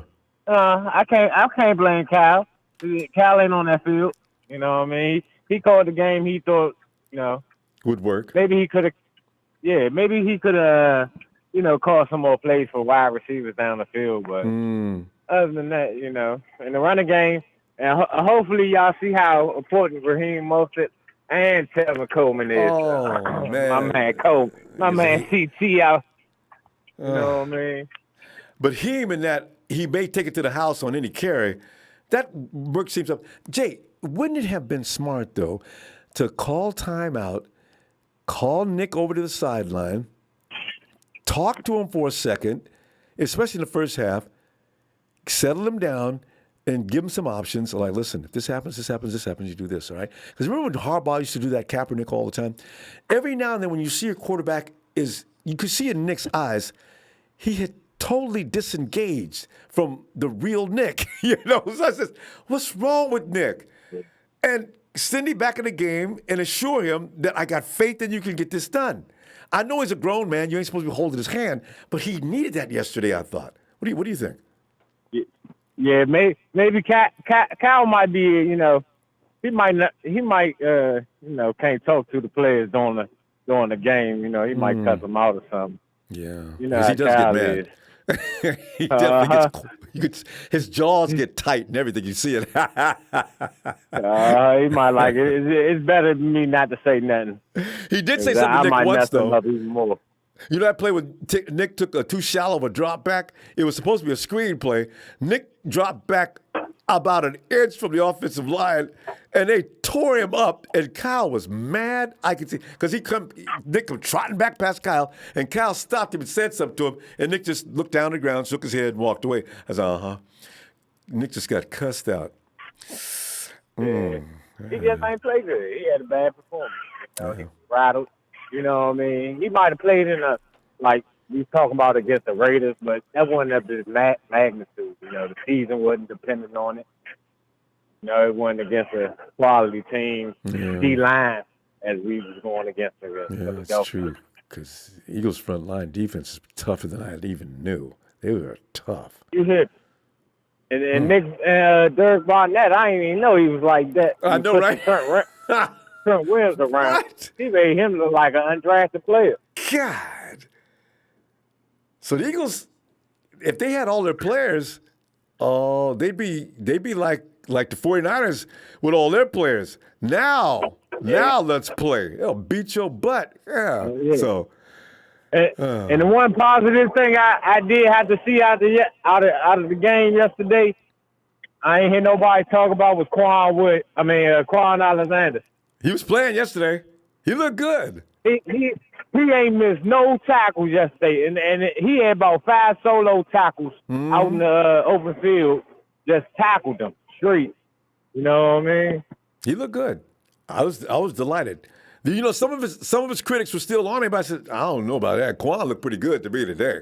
Pursuit's right. He's taking proper angles. He's wrapping up. Ain't nobody getting away. I'm liking it. Not one missed tackle from him, That's because he like Nick. Quan's my dude. I like it, man. I hate to see basically him. the offensive line, though. I see what we got to do in the draft. It's going to be offensive line, DN, and corner. Yep. We're down to, I don't know who's going to play corner. We got that kid we just brought up off the practice squad. We got Jason Verrett. And Sherm is apparently Sherman sitting back saying, Kyle, I don't know, man. I don't know. Because, if I could play, I'd play. I'll play with a broke neck. But this leg ain't going to work. I'm worried about Dante Johnson's hurt. Kello's talk about his hamstring. I don't know who's going to start this week. K1 going on injured reserve. Oh, that's another problem. Who's going to play the slot? Tavares Moore. Jimmy Ward's got to come out and play. Dub's got to play the slot because that's the best man we got playing the slot. Jay, They're going to have Jabbar Taylor playing. Yeah, but he's going to probably be playing corner because Dante ain't going to be available. He played the slot. Yeah, but we should get Mosley or Kello back, though. One of them this game. Hopefully. All right. Mosley, concussion protocol can't last forever. Jay, we're out of time. Yeah. Let me get a chance. Get back here as soon as possible. You know I'll be looking for you. All right? All right. I'll be here. I appreciate you, Ronbo. Appreciate Jay. all you do. You the best in the game, man. You the faithful. Thanks, You man. definitely a faithful. Appreciate you, Definitely Jay. appreciate you and love you, brother. Love you back, fam. I'll All see right, you later. man. And we All right. still faithful. We ain't going nowhere. It's still Niner Empire. Going to the playoffs, too. I ain't scared to see it.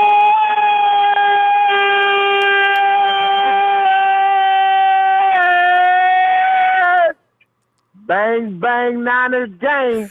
It ain't over. Even if we go 9-7, we still right. getting that wild card get hot. Anything can happen. Leave that. Don't nobody want to see us in no wild card situation. All right, Jay. All right, fam. All right, have a blessing. You too. Hey, Tony. Ronbo. Yo, Tony. What's happening, bro? Tony, man, we're just looking back, making ourselves feel better. We always get together after these losses. Remember, Tony, when we used to get together after these. Every Monday was this way. 2 years ago, every Monday. There they go, another whipping. And see, last year, we got spoiled. Now, not only do we expect to win, but we do win. And this week has been weird. But we'll be back. I ain't scared. But Tony, what are you thinking about yesterday's game? I know you got some things that you thought were out of line. And also, Tony, I'd love to hear who you think should be starting this weekend if Jimmy G doesn't play. Mate, I just wanted to add to what I said yesterday.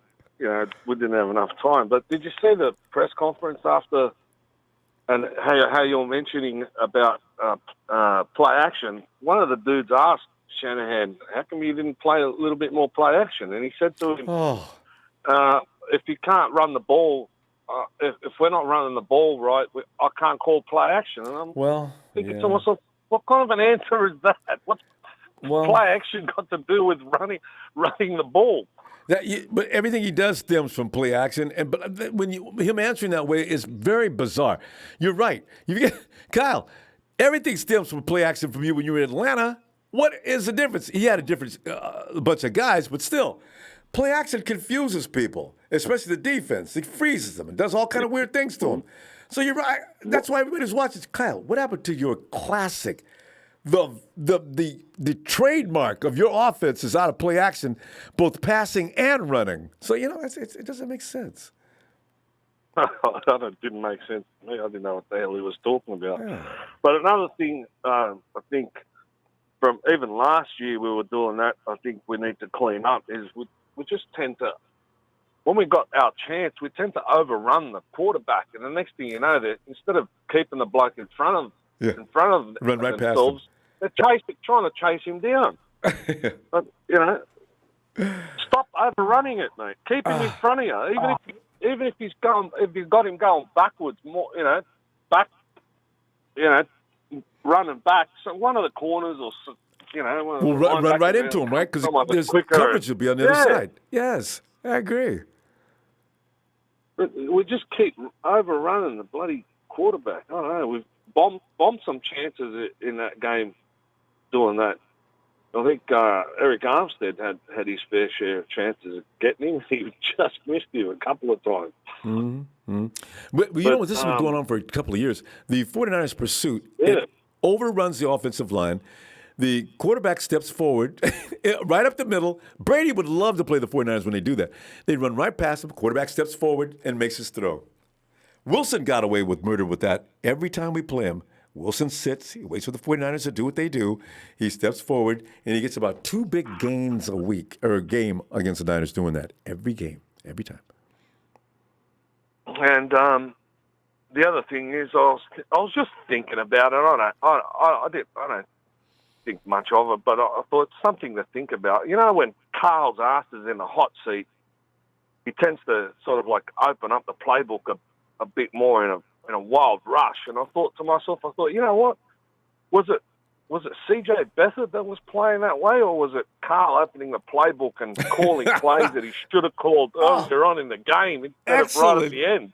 Excellent question. That is so true. They scored in less than a minute 30 seconds, and prevent or not, if they're going to stay that prevent, you march them all the way down the field that quickly. Either that or the Eagles are playing some kind of strange variation of a prevent. They didn't intend for that to happen. You're right. Absolutely right. That was eating me up. And I thought, was it really CJ or was it Carl? Like calling those plays for CJ that he should have called a shitload earlier on in the game. Exactly. But Mullens was struggling, though. He just couldn't get a handle. I don't know if it's because every time he looked up, they were coming off the edge at him. Did he panic? I don't know. But CJ just didn't care. CJ was getting rid of that ball within a split second. And Tony, you remember how CJ would stand back there like a statue for 10 minutes before he decided to throw the ball, and all hell would break loose. But by the time he decided he wanted to throw the ball, he changed. This is what they're saying. It's about the prevent. That's why I did so well. I know, but CJ still looked a lot different than I remember. Yeah, back in the day, CJ had more hits than Elvis.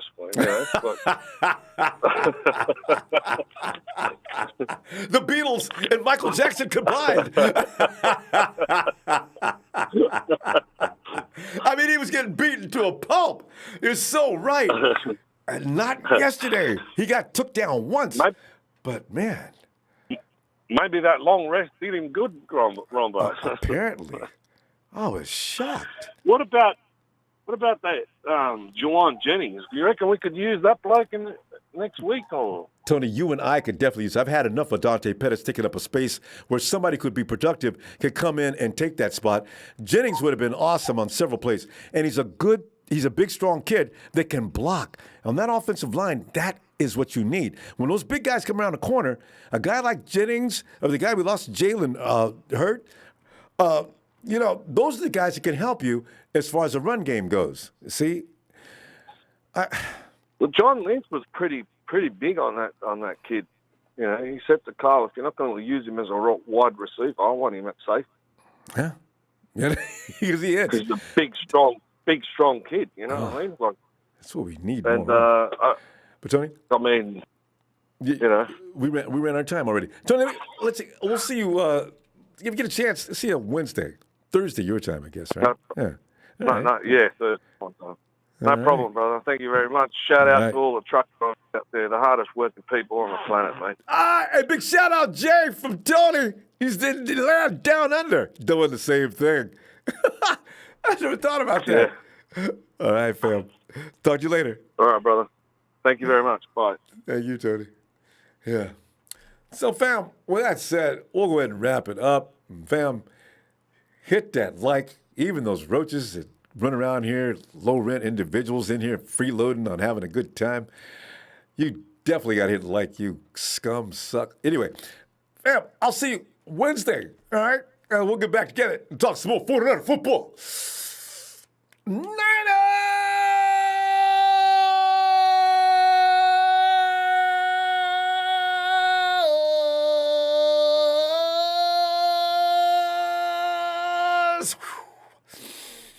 God, I love doing that.